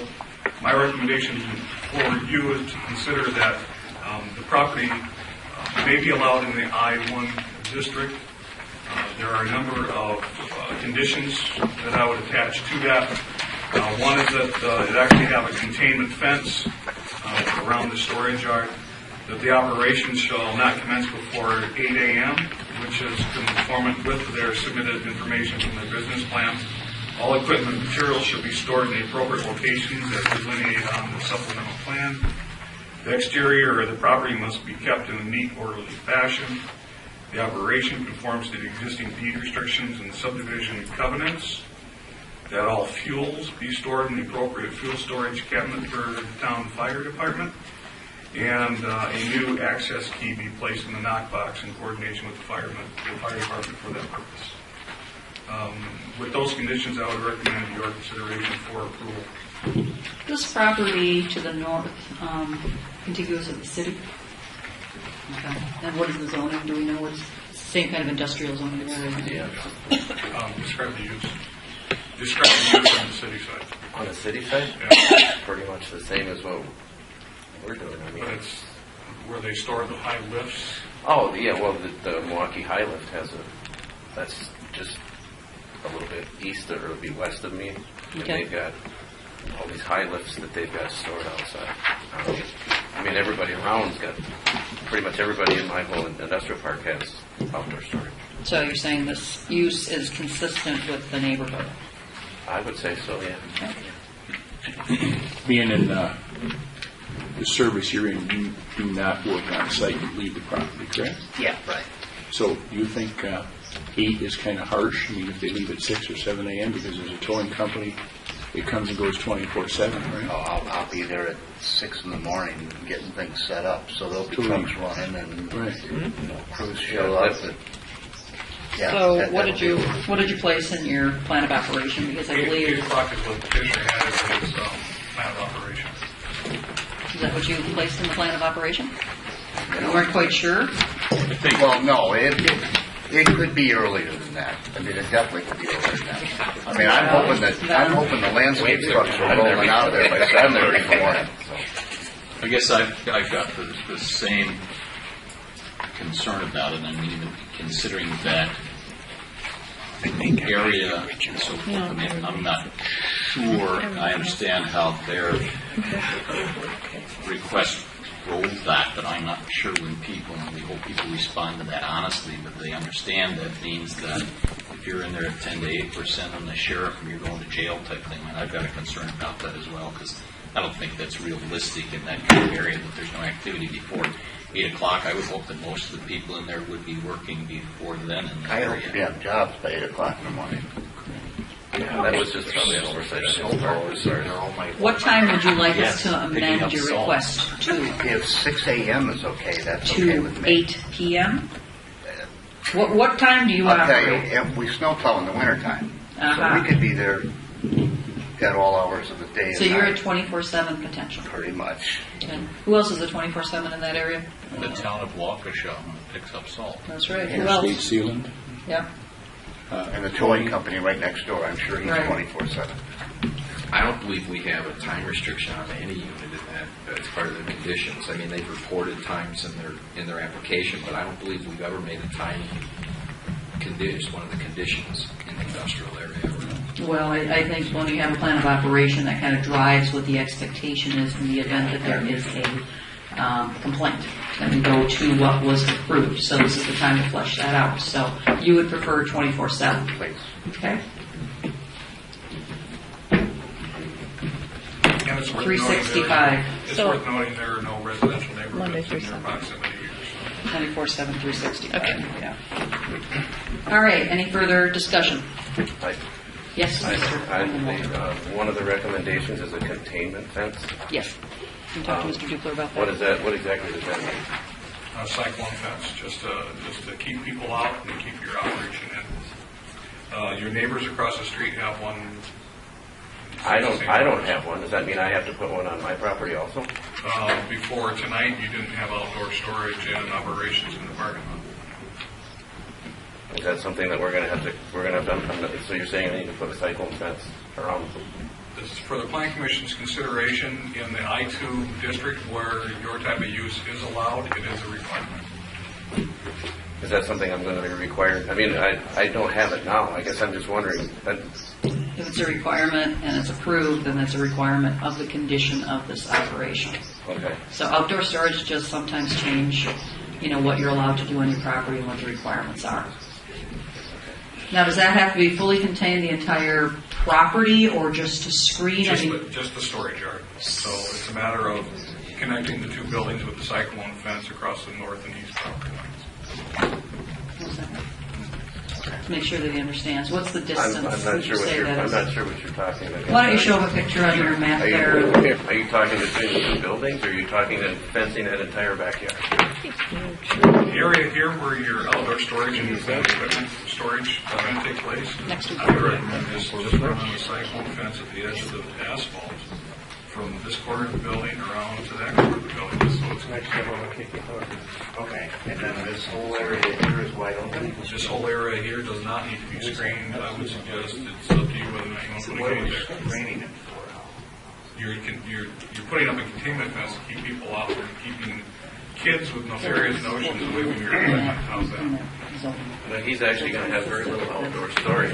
Most of his stuff's going to be inside. The problem is that most of his stuff is going to be stored in. He's going to have very little outdoor. Most of his equipment will be in the building. Well, we're going based on what the packet has indicated would be happening. So that's the, you can come back for consideration of that, if you decide to adjust your operation.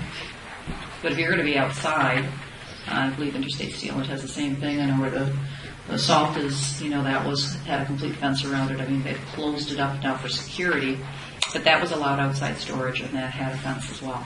So I think that's the driver per our ordinance. Is that correct? Correct. Mr. Dupler?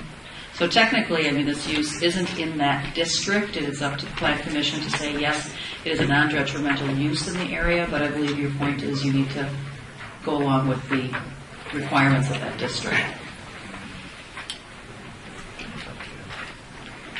What kind of time frame do I get to put a fence up? Mr. Dupler, do you have a recommendation? The question is, what kind of time frame would he have to put a fence up? 60 days. You can ask for more. Whatever.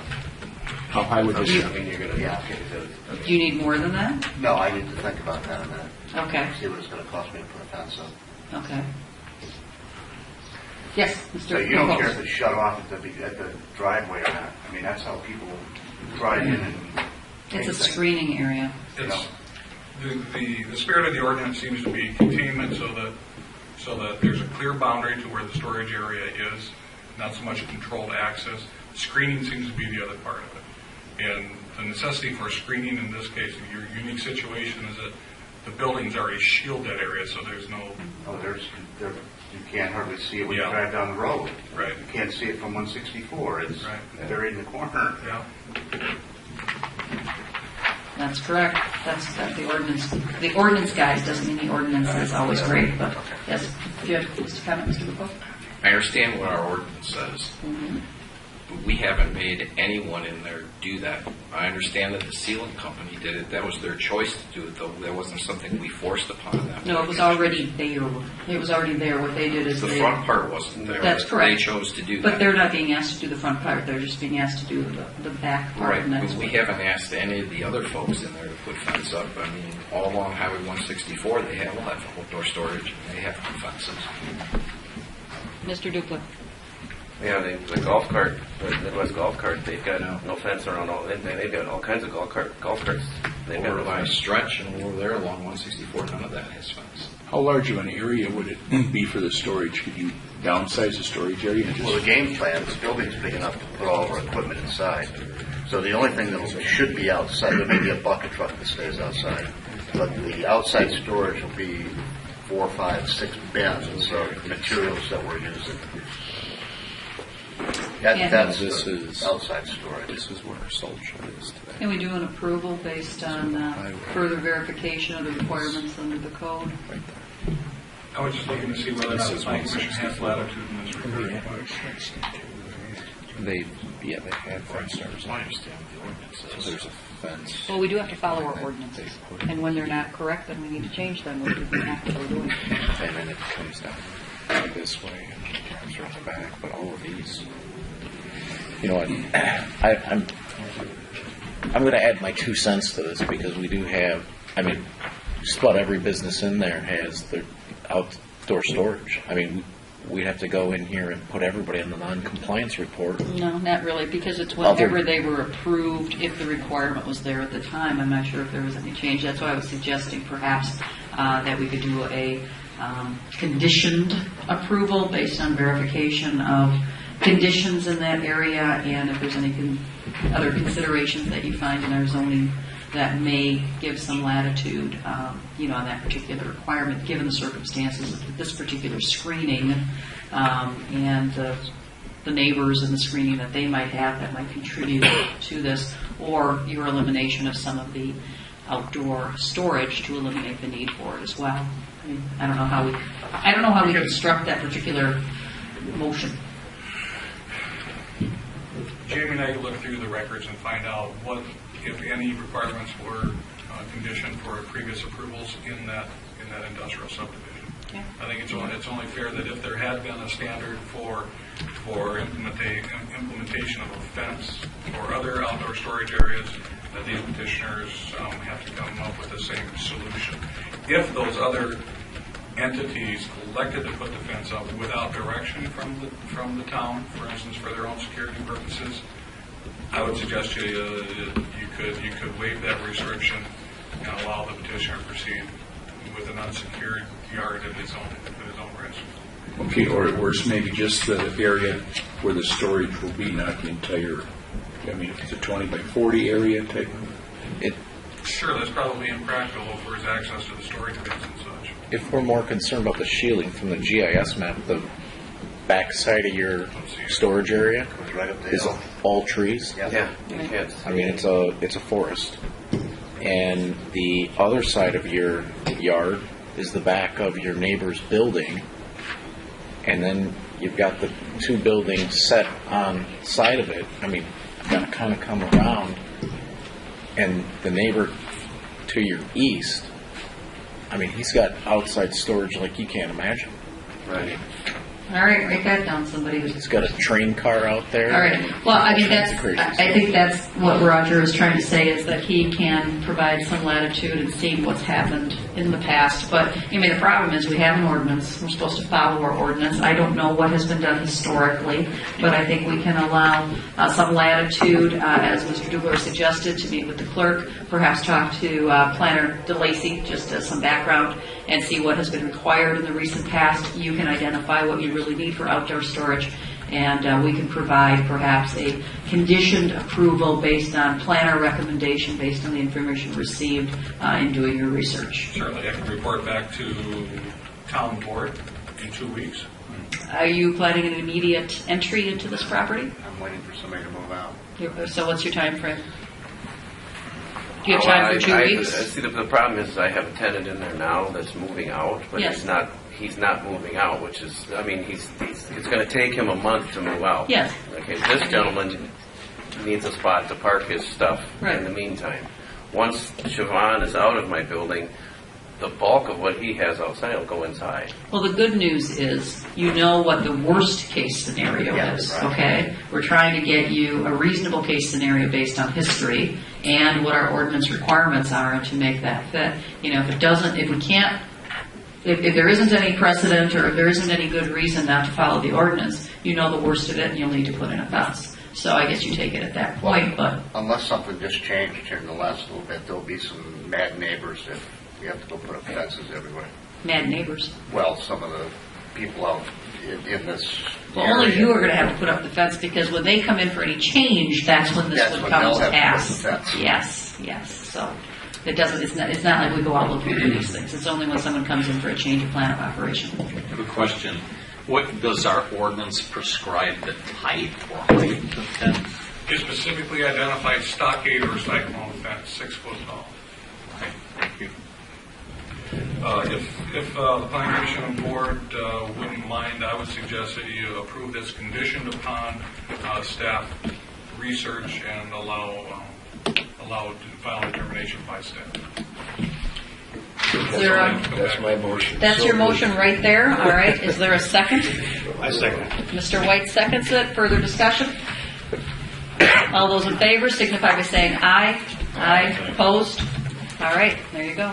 Thanks, folks. You're welcome. All right, next, staff report, non-compliance report for April. I don't believe there's anybody new on here. Let's take a look. Anything that anybody has any questions on? Otherwise, we'll move on if I hear an adjournment, for adjournment.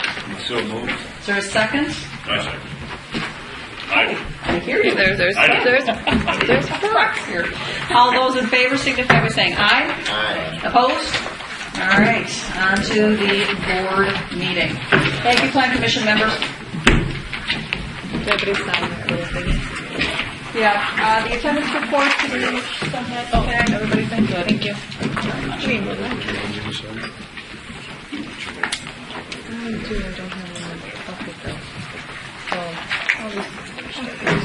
Oh, did you? I know you do. Congratulations I know where you for live. your reappointment. Thank you for that. Give me this one.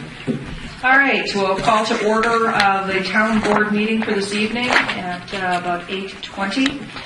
Citizen comments, this is open section for citizen comment. Anybody who would like to comment on any issue at this time? Yes, Andy. We're on a first name basis now, right? I visited your house on the lights. Andy Dieski, Oh, you got to spell that. DEJEWSKI, 1621 Hunter Road. Thank you. I didn't speak earlier because everyone basically said what needed to be said, but I'd like to thank you for coming to the house. I'd like to thank you for coming out to my house too. Mr. Fisher was there too. Thank you. In regards to Saturday, we had company over. I have little kids. They said they saw a loose dog. I turned on all the lights around the house. I invite you to come every single night to my house, especially when the baseball lights are on, and you'll see that it's not common to have the lights on. But if I need the lights on, people turn their lights on. It is not common though. What will be common though, 240 nights out of the year is to have the lights. I can appreciate your dad's speech. By Eisenhower, I assume, I'm not familiar, but I assume Eisenhower has one field, probably. And he said Thursday night practice, a Friday night game. If that's all we had here, it wouldn't be so bad. Eisenhower is one team. This is a baseball complex with many fields, many lights. It's different. It's not the same as looking at a high school or something like that. So when you consider things, you have to consider that this impact is 240 nights out of the year that they can potentially have the lights on. And it's not just a 4-pole field. It's potentially 19 poles. And it's already very bright with just 14 poles. I just wanted to make those comments. Okay, thank you. Anyone else that would like to speak this evening? Other citizens' comments? Yes, sir.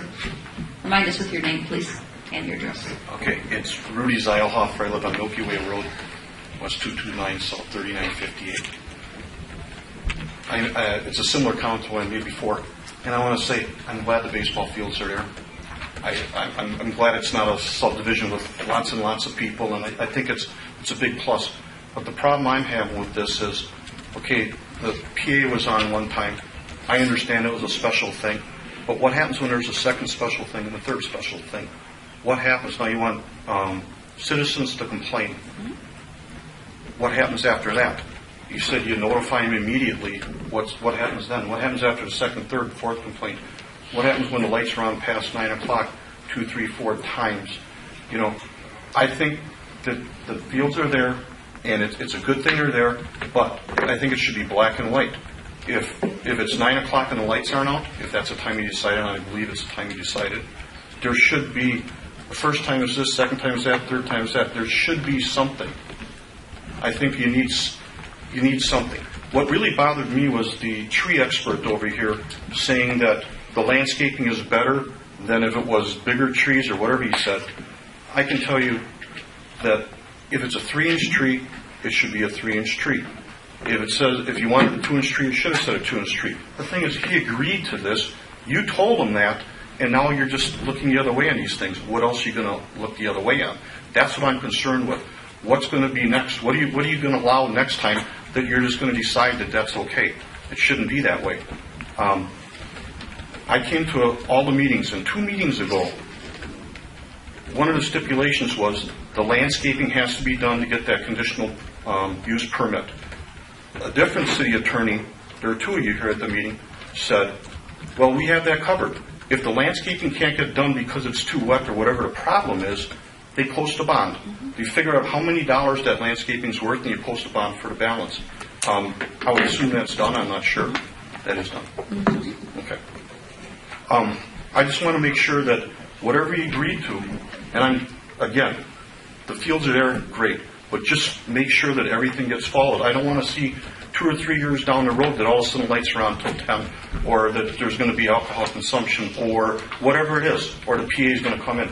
I think whatever you agreed to is what it should be, and somehow it just has to be monitored.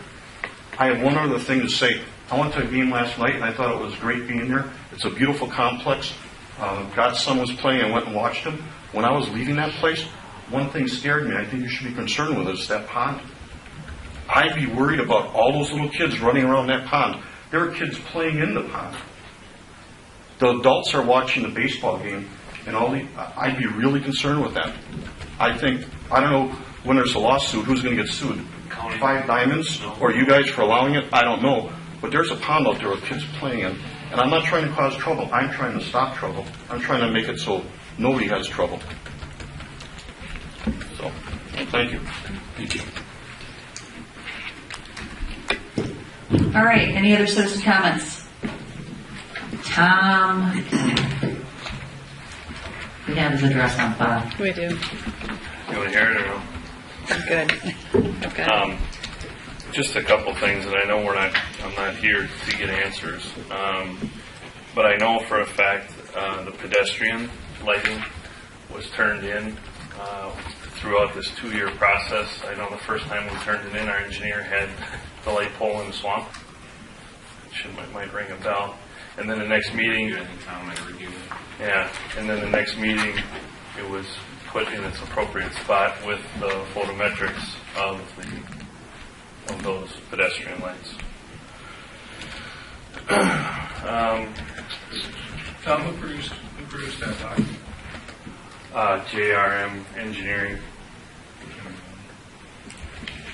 Maybe just tell them I'll go and ask them this. I think for Roger's benefit, there were a lot of different versions of things. And so when we asked Tom DeLacy for the latest on the light poles, that's what we got. But that may not be, I guess, everything. And so that's what we need to ferret out, and that's what we want, an as-built final copy, so we have something in the file as to which it was actually built. Because I think you'll agree there were lots and lots and lots of versions of things over time. Sure, absolutely. And sometimes things are added to one plan, but not on a complete plan. And so we're looking to have a complete plan so we know what was built, where things are going to be and have a determination of that. Okay.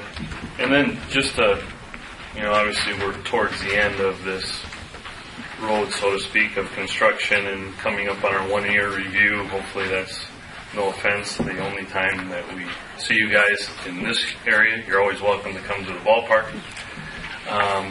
But some of the frustration that I've seen, and one had to listen to, no different than you through this whole process, is that the public has enough information to think they know what they're talking about, and they don't know the facts. So I don't know if we have ordinances from here to Madison, in every aspect of whether it's residential, commercial, industrial.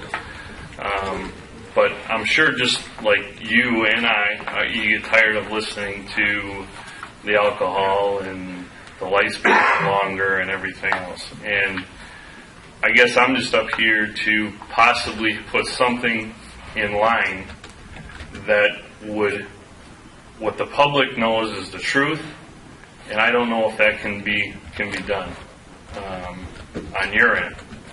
But it's tiresome to listen to the same stuff that's not true.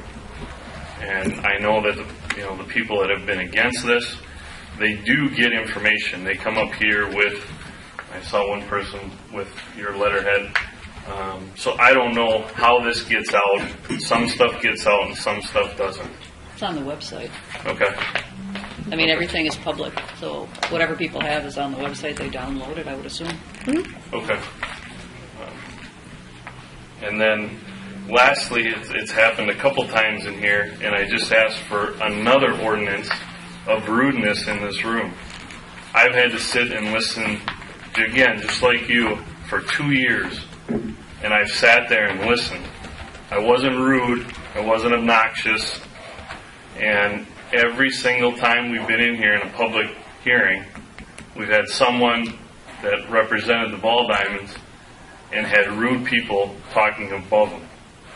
And I think something should be put in line, whether it's town chairman or someone that's designated, to evict that person immediately. Hopefully, I won't be around to see it. Like I said, I only want to come here once a year.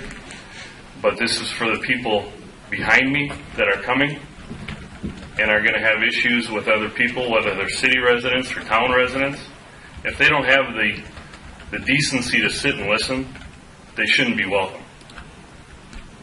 That's all I have to say. For one thing, just try to be a good neighbor. That's all I can say. I think we have been, and we will continue to be.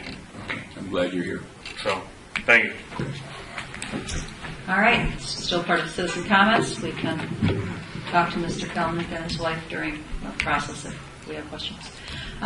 Any other person in citizen comments? All right, we will move on. No approval of minutes tonight. We'll go with the Plan Commission item, discussion and possible action on the following: annual review of conditional use, site plan, plan of operation. Applicant owner 5 Diamonds, West 234, South 3555 Les Paul Parkway.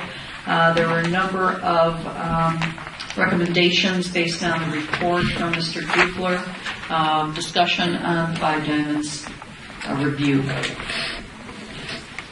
I have a question. Okay. Mr. Bansky.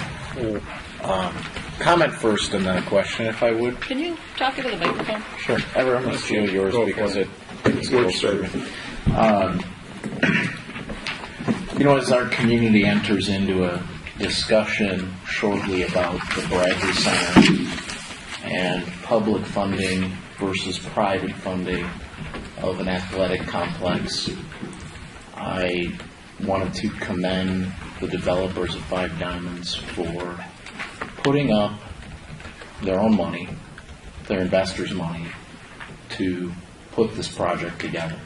It's a hell of a big risk, and it's one that I wish you guys all the best luck. It's an awful lot of money to put in and do that. And too many times we see groups trying to get public money to do that kind of private venture, and you've built a beautiful facility. I will say that I am comfortable, after speaking with Tom and Greg this past week, that they fully intend on being good neighbors. They fully intend on exceeding the limitations that the planner is putting forth on his recommendations.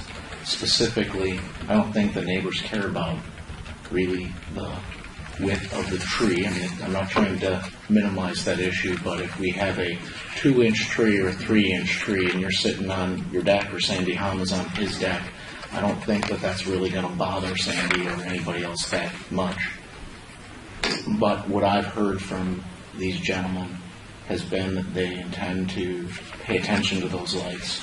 This is the first time I've heard you actually, that Tom, you actually went on the tour of those homes. That was a pretty risky adventure.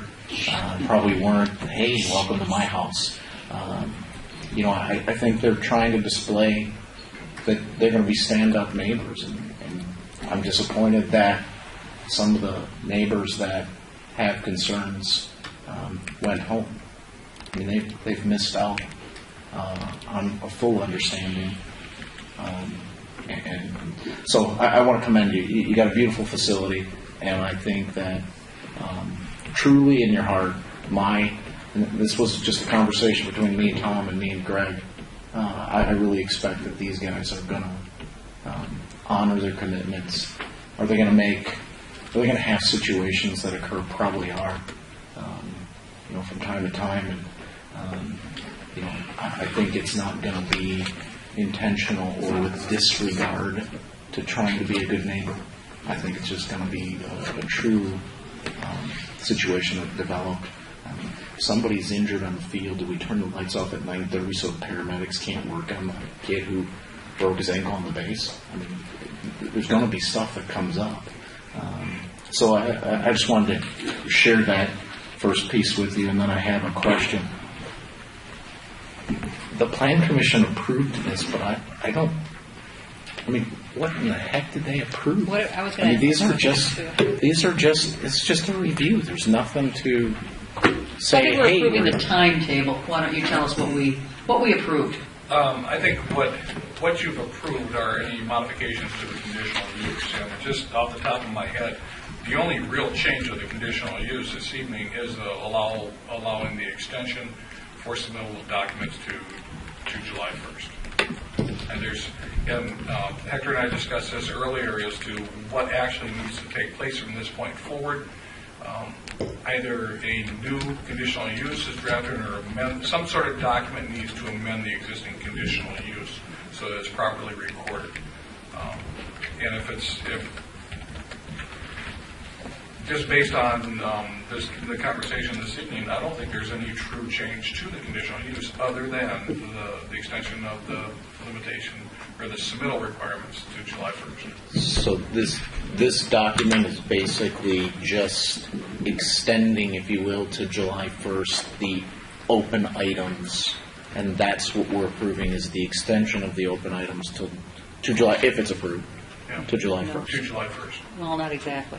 Not exactly. Well, not exactly. Your phasing plan, their phasing plan will extend their actual... Right, but they have to bring that phasing plan in by July 1st, which is what this document is calling for, them to have that in, and then that's a different beast that will wrestle by July 1st to Which approve. was all approved in the amendment at the last meeting. Right, well, and I was actually going to bring that up. I thought that Attorney Hofer, didn't you bring with you a development schedule that had this phased parking lot?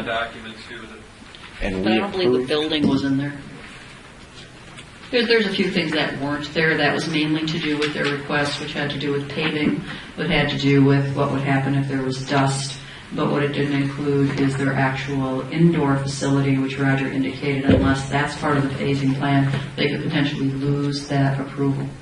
And so I think what you're really saying is we have a number of things in here. Once they submit and we have a document that indicates what the phasing plan is, we don't still know exactly when they're planning on doing their indoor facility. There's still questions that only they can answer for us that we still need to document so that they have that approval and that they have that guidance to know that if they do it within that time frame, they're not going to lose those approvals. And that's part of the evening tonight, is to give them the opportunity to document that. Because if I understand it, it's a use it or lose it scenario on some of this stuff. So we want to make sure it's documented. Did that development schedule that you brought, Doug, I don't have copies of it. It's in your packet. Mr. Fisher?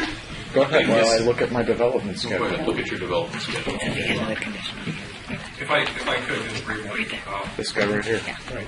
Angie mentioned use it or lose it. It's not so much that they would lose the right to implement any of the individual elements of this site plan, but rather if they don't install it within the extended time period as identified in the development schedule, then they would essentially be in violation of the entire conditional use. Let's just make sure we're saying the same thing, though. It was already approved for the extension. You're just asking us to not get it on the It has to be Okay. documented so we have something on record. But it's coming across like we're coming there asking for an extension. No. We're not. We've already already got done it. But we don't know like what you're building. We haven't been able to document what your building schedule is because that's not in the development plan. So Well, I got that. It just was, That's it's not like all. it was coming across that we were asking for an extension and, no, you already asked for that. right, and it was already approved. So is that, I mean, I hate to be simplistic, but is that the only thing that's left open? I mean, we did the parking lot, we had some landscape concerns, and the building. That No, we got plans. And if you read through it, I mean, there's plans that have to be submitted, there's as-bills, there's lights that need to be installed. I mean, they're all the finishing pieces of. So I mean, I'm more concerned that we give the developer here very clear instructions as to, hey, here's the three things that are missing from because it would have been nicer, obviously, if we would have got the first development schedule and gotten that all together. So I'd like to, I like seeing Tom and Lisa, but maybe we can only see them one more time with one more development schedule instead of two. Maybe you can help facilitate that for us. There's another document, a correspondence that went directly to Tom and Lisa. It takes the same itemized list of elements and breaks it out into essentially three different components. One is the administrative list, those elements that we just need updated information that they're obligated to get to us, which they have no problem doing that. The other are the construction-related items that we've all identified, that Tom had identified on the temporary occupancy permit. There has to be some resolution as to how those will be resolved. And as we discussed this evening, with their cooperation with the neighboring park, Naturescape, that there'll be additional landscaping added to the site to compensate for some of those issues. Everything else is a matter of their operations, and it can all be rolled into their development schedule and documented phasing plans. So those are the only three real issues. So does it make sense then to wrap this up, since everything's supposed to be done by July 1st, we'll know about the lights and all that, to have this on the Plan Commission agenda for July just as a final report so that any updated documents on our side can be issued? Absolutely. I think that as part of the standard Plan Commission agenda, at the end of the agenda, I wouldn't mind just reporting to you everything that's been updated since the last time the Plan Commission met, to let you know all the documents are in, if there's any new issues that have come up, so that it's clearly understood that they are in compliance with the timeframes that we've set forth this evening. I guess I have a question, and hitchhiking on that. Then is there no further, I mean, I guess I see the list kind of as a to-do list, so I don't know what we're approving tonight other than saying, do it.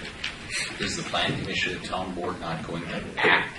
Then on the to-do list, or I mean, we had this development schedule amendment we did back a couple of weeks ago that everybody signed, and I think Jamie filed that at the courthouse and things. I mean, where are we going with this? Do we have another public hearing? I mean, what if they come back with the development schedule that somebody on the board doesn't like, or where are we headed with this?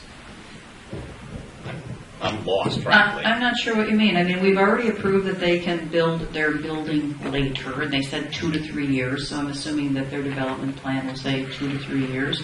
We have their development schedule.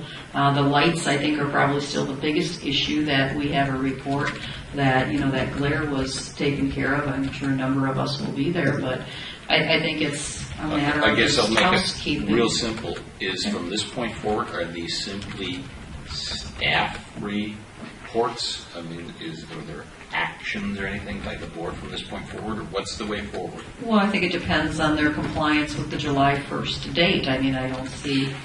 I mean, it's really in their hands, not ours. I mean, if they can't, if they don't do the things that are in here, and then he's going to report that, and I guess that will force our hand on those things. I mean, I'm still hopeful.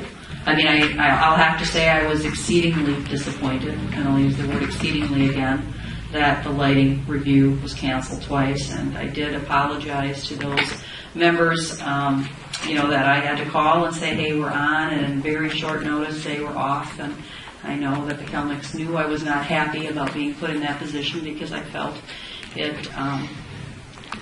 it showed that perhaps there was an unwillingness to do the work, and I'm very glad to hear that, this is going to be done, and there's a date certain for that to be done, and I'll be happy when it's done. And then the neighbors see that there is, that the effort that was originally told we would do is completed. And I'm looking forward to that, because I think that's what we're all looking for. So, but I do believe we have to have, the ability for our planner to say, this is what's been accomplished. And if it's You not, wouldn't have to come back here to present that, as long as I give him what he needs. yes. Okay, I think that's kind of what. I mean, if he reports that you have 10 things missing and you didn't do he didn't do it, or it doesn't comply with what you asked for, I mean, then he's got to give a report. That means you're going to come back in here and you're going to have to let us know what's what. But I think if everything gets done in the time frame and it's an acceptable solution to everything, it's in the planner's venue to be able to satisfy those and report that to us. I see the lighting as being the only biggest subjective item of that. Everything is more or less a piece of paper otherwise. I mean, I guess case in point, I take number 24, and I'm not sure what this applies to, but it says to date, no application for signs has been submitted to the town. The owner should be advised that all signage must be approved by the town prior to installation. Are we referring that to Mr. Dupler or what? Again, it's up to an action item for the owners if they choose to put in signs. I think he's giving them notice not to forget to come here for a request. If they choose not to put in signs, they have no reason to come forth. What kind of signs are we talking about? We don't know yet. Any And signs. that's the purpose for giving them notice at this time. They have till July 1st to answer those questions for us. The only action that's required of the board this evening is to take action to modify the dates, extending them to July 1st. The petitioners have voiced no objection to these recommendations this evening. If we give them the benefit of the doubt that by July 1st they're going to have these issues attended to, then there's no more action required by the town other than the sign permit approval for the signs that are being submitted. Okay, but aren't there some signs up now? There are, and they're illegally posted. That's why they're being asked for a comprehensive sign program that illustrates all the signs so we can approve them properly. And that would be a staff function? No. No, it's a board function. Because any So sign... then any that's sign got to that- come back here. Right, but that's not impacting the conditional use. They haven't, by extending the deadlines this evening, they have till July 1st to be in conformance with the conditional use. They are submitting all this information, and any subsequent approvals, like the signs, then can proceed as a standard operation. But as of July 2nd, if they have not submitted this information, if they are not in agreement with the recommendations for change, they're in violation of their conditional use.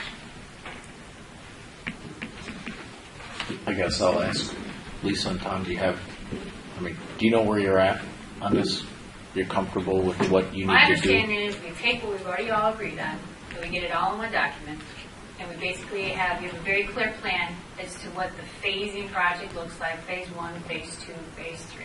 And all these items should be able to be accounted for within that phasing plan. anything that's not in that phasing plan, and you're not saying we have to have it all done by July 1st. Just have a It's just you document. have a documentation as to what the phasing looks like. That's my understanding. If I'm wrong, this would be the time to help me see the light. That's my understanding as well. Okay.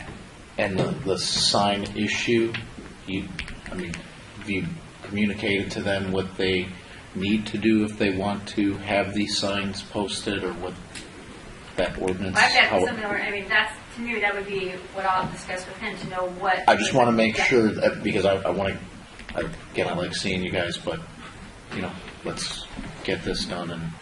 I won't take it personally. I got it. But the Musco lighting has to be addressed by July 1st. Correct. Okay.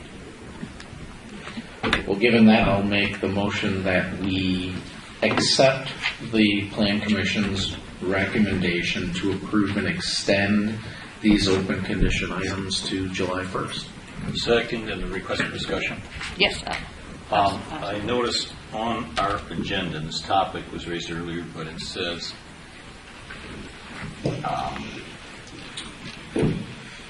under the notice, public comment is invited. Written comments may be submitted to the town at or prior to the public hearing and will be made a part of the record. I guess I would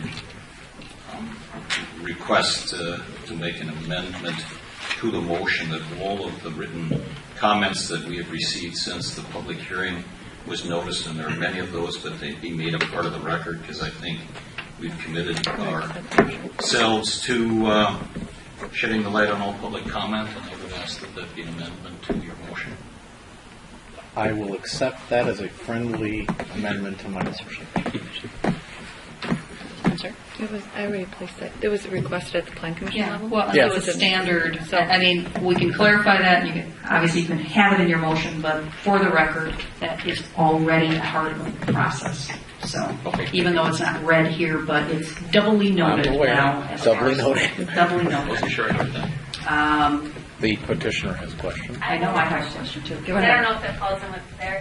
The permanent occupancy. Yes. Right now we're saying a temporary occupancy. Obviously, those issues we talked about more on the conditional use. Mhm. Do we need to discuss that here before you pass your motion, or is that going to be a separate item? I think part of that is going to be if you can get those things accomplished with Mr. Dupler and with the inspector over that time frame. Part of your landscape plan, let's say, is this additional landscaping that the Bryants are planning on installing as part of the enhancement. Because you told us at the last meeting there was 3 things we had to get done. Well, That you was don't the want paving to wait that long for what, the temporary occupancy? No, we have that. Yeah, I know have that. Permanent occupancy. Right. The 3 items that you suggested to us at the I, last first meeting. of all, I didn't suggest anything. A temporary occupancy was issued by Mr. DeLacy. And do you have a copy by any chance of that temporary occupancy?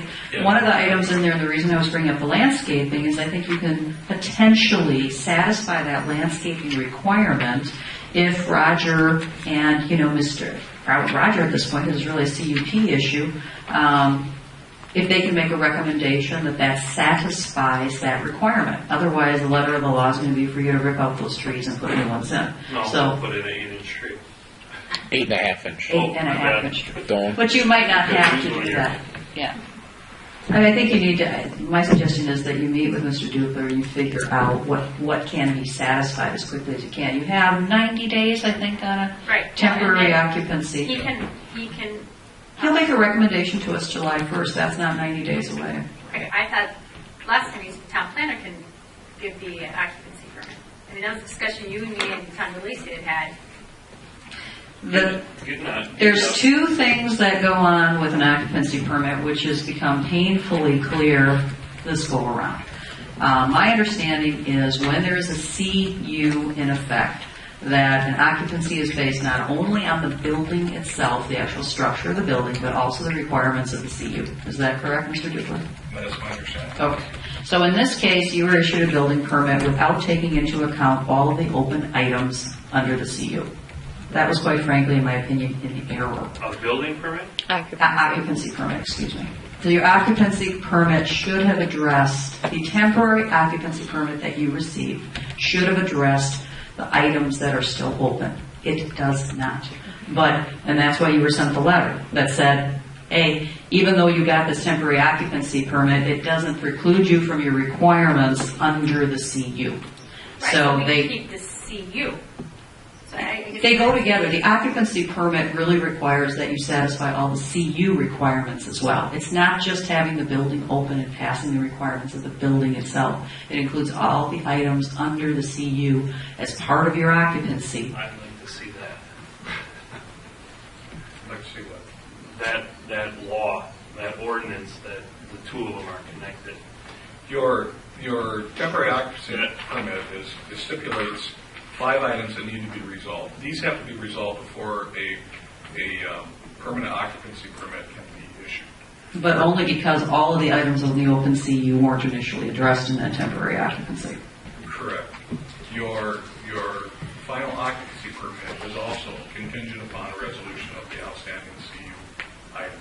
But does by, not, but by, the, go ahead, sorry. by July 1st, we're all over the assumption that all those items will be up to date. But you as a town planner don't need town board approval or voting on to issue a occupancy permit. Under most conditions, I would say you're correct. Under most conditions, it's not encumbered with a conditional use. Well, you can look because it's 9 days. It doesn't, no different than our temporary occupancy permit wasn't voted on by the planning commission or the town board. So as town planner, that's his job to issue those permits. It's not voted on. Well, he actually doesn't issue the permit, but you still work with the building inspector in that regard, correct? Correct. So it's a joint decision, I guess, at this point, because the planner enforces the items under the CU, the building inspector enforces the items under the building inspection component. In the case that we had previously, Mr. DeLacy, was in charge of both. And you can see that there's items in the CU that weren't addressed in your temporary occupancy permit. They should have been, but that doesn't preclude you being required to complete them. But either case, you need to get everything done. You're going to get everything done by July 1st. I mean, you're operating, you have temporary occupancy. You've agreed to the items that need to be addressed. You plan to address them. That's the goal I think we should all be on here, is just to get those addressed. We're on that goal, and go back to his question. Then do we have to come back here to get you to approve for the permanent occupancy, or once he checks it off, we're done? If Mr. Dukler comes in on July, 10th or 12th, whatever the date is in July, and says gold stars for 5 diamonds because everything's perfect, and the people in the lighting area have agreed that everything has been done possible, then we issue, and this is my question, do we then wait until that time frame to document the updated CU? Because it seems to me that would be the time frame to do it and include the development items and such, but tell me if I'm wrong. Yes. Hector's nodding, okay. Yes. Okay, so we would, your current conditional use would stand until at this point the approved time of July 1st for completion. Roger will review that, you'll be working with him, he'll come in at the first meeting in July, Plan Commission meeting in July, and report. And if there's open issues, then he'll report that, and then if there's action that we need to take. I mean, let's say you put up 10 more signs and you don't come in for a sign permit. He's going to report that. He's going to say you're in violation because you didn't come in for your signs. And then we're going to have to take action. So when I say it's really up to you, it's really up to you. And working with Roger to get the things identified. And that's, I think, why you were asked by Mr. Bansky, do you have any questions related to the items that are outstanding? Because if not, and they all can be satisfied by July 1st, we should be in good shape. Question. Yes. So then, are we heading towards a formal amendment of the conditional use permit? Is that where we're headed? July 10th. Okay. Is So what that a sounds like. formal amendment to the conditional use permit on July 10th, that's where we think we're heading. And it's going to be a formal That's what I'm hearing. document. And I guess my questions are then twofold. Who's going to be responsible for drafting that document? Are we going to have a copy of that here at that meeting that night? So it's going to be filed, and does that require any kind of a public hearing? Those are my questions. Well,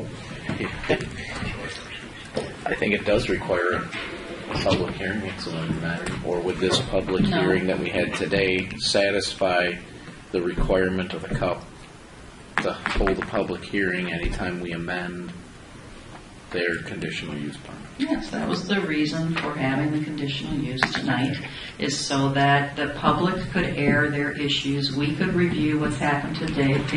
The planner could determine what was still outstanding. The petitioner could indicate their willingness or unwillingness to, with the issues that are addressed.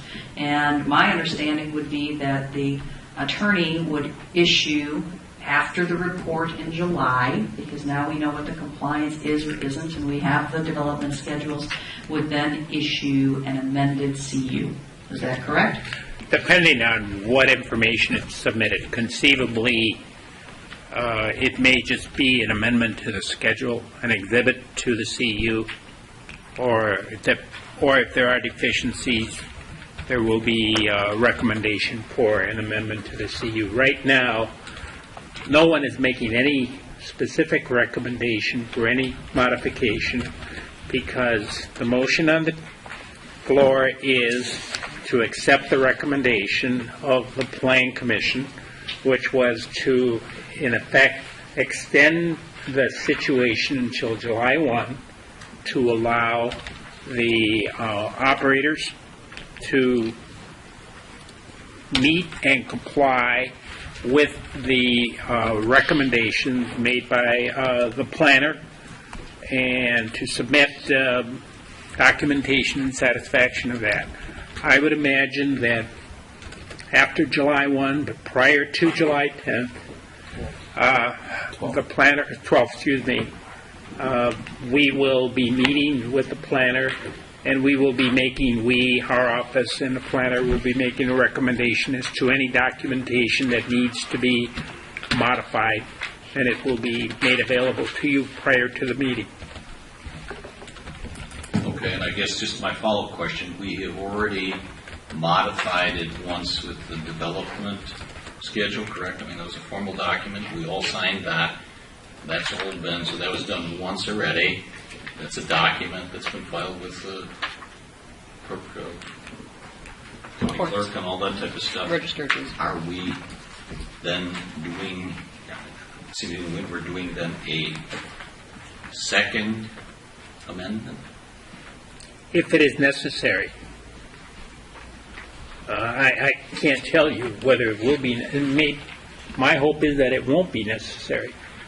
But it depends on what they submit. I guess why wouldn't it, if we're asking them to commit to a development schedule? Because the development schedule is already in the CU as a requirement, but they have asked, their original development schedule had a different development requirement than now. I mean, their phasing is what's new, and that development schedule with all the phasing has not been submitted. Is that correct? Correct. And to answer Brian's question directly, there will be a second amendment, because in that first amendment, it doesn't cover everything that is going to be in the phasing plan. Thank you, Mr. Dupler. Second amendment is coming. And what are the other documents? There may be, which I think they're both trying to say the same thing. All right, other questions? Mr. Lesko. I'll have a question for Attorney Hector when I make this point. Virtually all of us have little 5-10 pound fire extinguishers in various locations around our home, in hopes we purchase these things to never use them. That was my goal when I purchased mine. Having said that, and it was brought up a few times this evening, and quite honestly, I'm not clear on that myself, so I sure would like to ask our attorney, in the event we get a complaint, a formal complaint from one of the residents, whether it be the PA system, the lights, or dust, or whatever, and we have to grab the fire extinguisher, what is the procedure? Could you explain for us, please? Well, first of all, I have to preface this by saying that I don't have any knowledge of any similar operation like this that's subject to a conditional use permit. Having said that, I think that as Mr. Dupler has indicated, and as is the case in most other communities, if there are complaints, they should be communicated to the town. Ideally, they should be documented by the individuals concerned. They should be forwarded to the planner. The planner, in his judgment and discretion, should consult either with the town chairman and or our office and should investigate. And that investigation should include some contact with the property owner. And based on the response and the gravity of the complaint, the frequency of the complaint, he should make a recommendation for enforcement or some other corrective action if it's warranted. I guess I would make one adjustment to that. It's our process in the town of Waukesha with any complaints, that those complaints are forwarded to all 5 board members. We discuss them at a staff meeting and we make a determination as to how to move any complaint along at that point. And I guess I'd like to share that with everybody, that it is a process that we have for all complaints within the town. I don't see the news will be handled any differently. I do have a couple things. I mean, in the specifics, and a couple people have asked, we have a specific schedule for costs and fees for citations. And so that's how that would be affected if there was an issue that we decided to go forward with. Is that correct? I think that's what Mr. Lasko is trying to get to, is we have a bond schedule, we have fees that we would charge. Mr. Hofer from the floor. It's on. It's on, okay. Yeah, I mean, the options are a citation could be issued. If that's appropriate, you could instruct the Sheriff's Department to issue a citation. You could, if it's a larger ongoing problem, you could instruct our office to file a long-form complaint, either in municipal court or circuit court, if you also want some sort of an injunction filed. You could obviously have the ability to call the property owner in for a meeting in front of the town board to determine whether or not the conditional use permit should be withdrawn. There are a number of different options available to the town board, and it'll be something that you'll have the ability to decide what the most appropriate action should be, whether or not, if it's a single isolated incident and you feel a citation is appropriate, or if there's a ongoing lack of conformity with the conditional use and you feel a long form complaint or some other form of action by our office is necessary. Does that answer your question, Mr. Austin? Yes. Okay, thank you. I just questioned the depth of the pond. I mean, I did walk past it, and my husband actually said to me, gee whiz, do you think the kids will go in there? So I was interested to hear somebody else make that comment. I mean, do you have any concerns about how deep is that at any point in time? I know it's got an outlet there, but Chris, you probably helped to review that. I mean, when does the county require protection, and is it just not deep enough to worry about?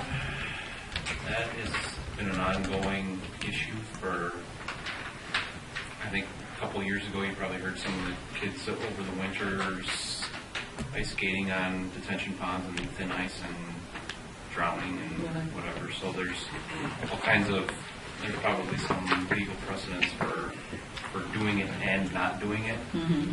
And consistently, owners and entities who have detention ponds do not put up fences because it's an attractive nuisance thing. Mm-hmm.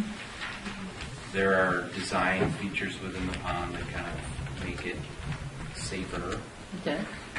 It's fairly flat going into the water for the first 10 feet. So presumably if someone gets stuck and they can't crawl out, they're at least able to stay in fairly shallow water. It's kind of I would say up to the owner to determine what's best for the situation. Yeah, it's really a risk item for you, insurance company. I'm thinking signs or something, but that's again a risk issue if the kids are playing in it. But it does. We'll look refreshing on a summer day. All right. Any other questions? Comments? Otherwise, we have a motion and a second. Any further discussion? All those in favor signify by saying aye. Aye. Opposed? Okay, we'll see you on the 12th, I believe, is determined. Is that correct? And before that, for the lighting review. So when will we be notified of that, and how much time will we be able to provide the individual homeowners, so they have time to be home and be available to us? Do you have any idea? I mean, will it be a few days ahead at least? Yeah, we'll do it. I mean, one, we gotta let it dry out. We're not ready for that yet. Right. So when we have a better idea, I'd rather send it to you at that point than say something tonight and We'll do everything through Roger. I guess I would just ask, that people are given a little bit of time for at least a couple of days, if at all possible, so they can arrange their schedules and be available, for the evening. So, all right, we'll move on to the next item. The A.W. Bryant was removed from the schedule, so no need there. The accessory structure for Richard and Sherry Amon. Make a motion that we accept the Light Commission's recommendation to approve the accessory structure. Is there a second? I'll second that with the amendment to include checking the square footage. Yeah, per the Plan Commission recommendation. Include those additional items. Further, any discussion? The only other thing, just for clarity, and it's with 24/7, I'm sorry. We're on the amount right now, Yep. okay? So let's, all those in favor signify by saying aye. Aye. Opposed? All right, the accessory structure for Marjorie's Look. That was a recommendation from the Plan Commission. Make a motion to accept the recommendation. Is there a second? Second. Last we got you. All those in favor signify by saying aye. Aye. Opposed? All right, now the 24/7 FFH Venture LLC, Mr. Fisher. Yes, I'll move that we approve the recommendations on Plan Commission, including the requirement of the allowance for 24/7, 365 operation. Is there a second? I'll second. Discussion? All those in favor signify by saying aye. Aye. Opposed? All right, we move to a sign permit request. Mr. Janelli, if you would like to make it an early evening tonight, you are welcome to go since you have no other item on the agenda. Thanks. No problem. We'll give you at least 2 minutes off now here. All right, Mr. Dupler, you're on again. Sure. Enterprise Rent-A-Car at 1700 Highway 6164 has a signed petition, actually 3 signs for your consideration. These are essentially replacement of existing panels. There are 3 signs. One is a pylon sign. Its total square footage is only 64 square feet. They have 2 directional signs. Each one is 16 square feet. And they have a 3rd sign, which is mounted to the facade of the building. It's only amounts for 30 square feet. In total, they have an aggregate amount of 93.3 square feet. They have allowance for this property up to 200 square feet of signage. In all cases, the signs will be lit. There's existing electric in place for those. I would recommend your consideration for approval with no conditions. Is there a motion? Make a motion to accept. The recommendation, is there a second? Second. Any discussion? All those in favor signify by saying aye. Aye. All right, and we need a motion to approve the payment of the bills tonight in the amount of $14,684.68. Do I hear a motion? I just had a question on that. Okay.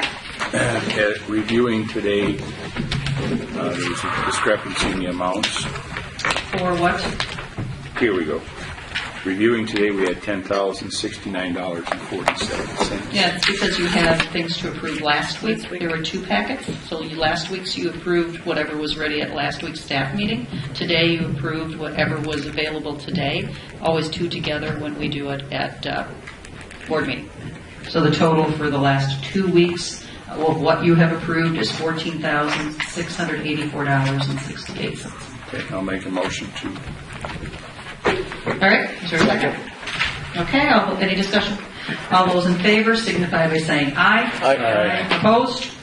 All right, thank you, everybody. Nope, need to adjourn. Oh, yeah, need to adjourn. Make a motion to adjourn, please. Motion made. Second. Second. All those in favor signify by saying aye. Aye. All right, thank you for coming, everyone. I'm the one with. Congratulations, Ron, you're on your first night.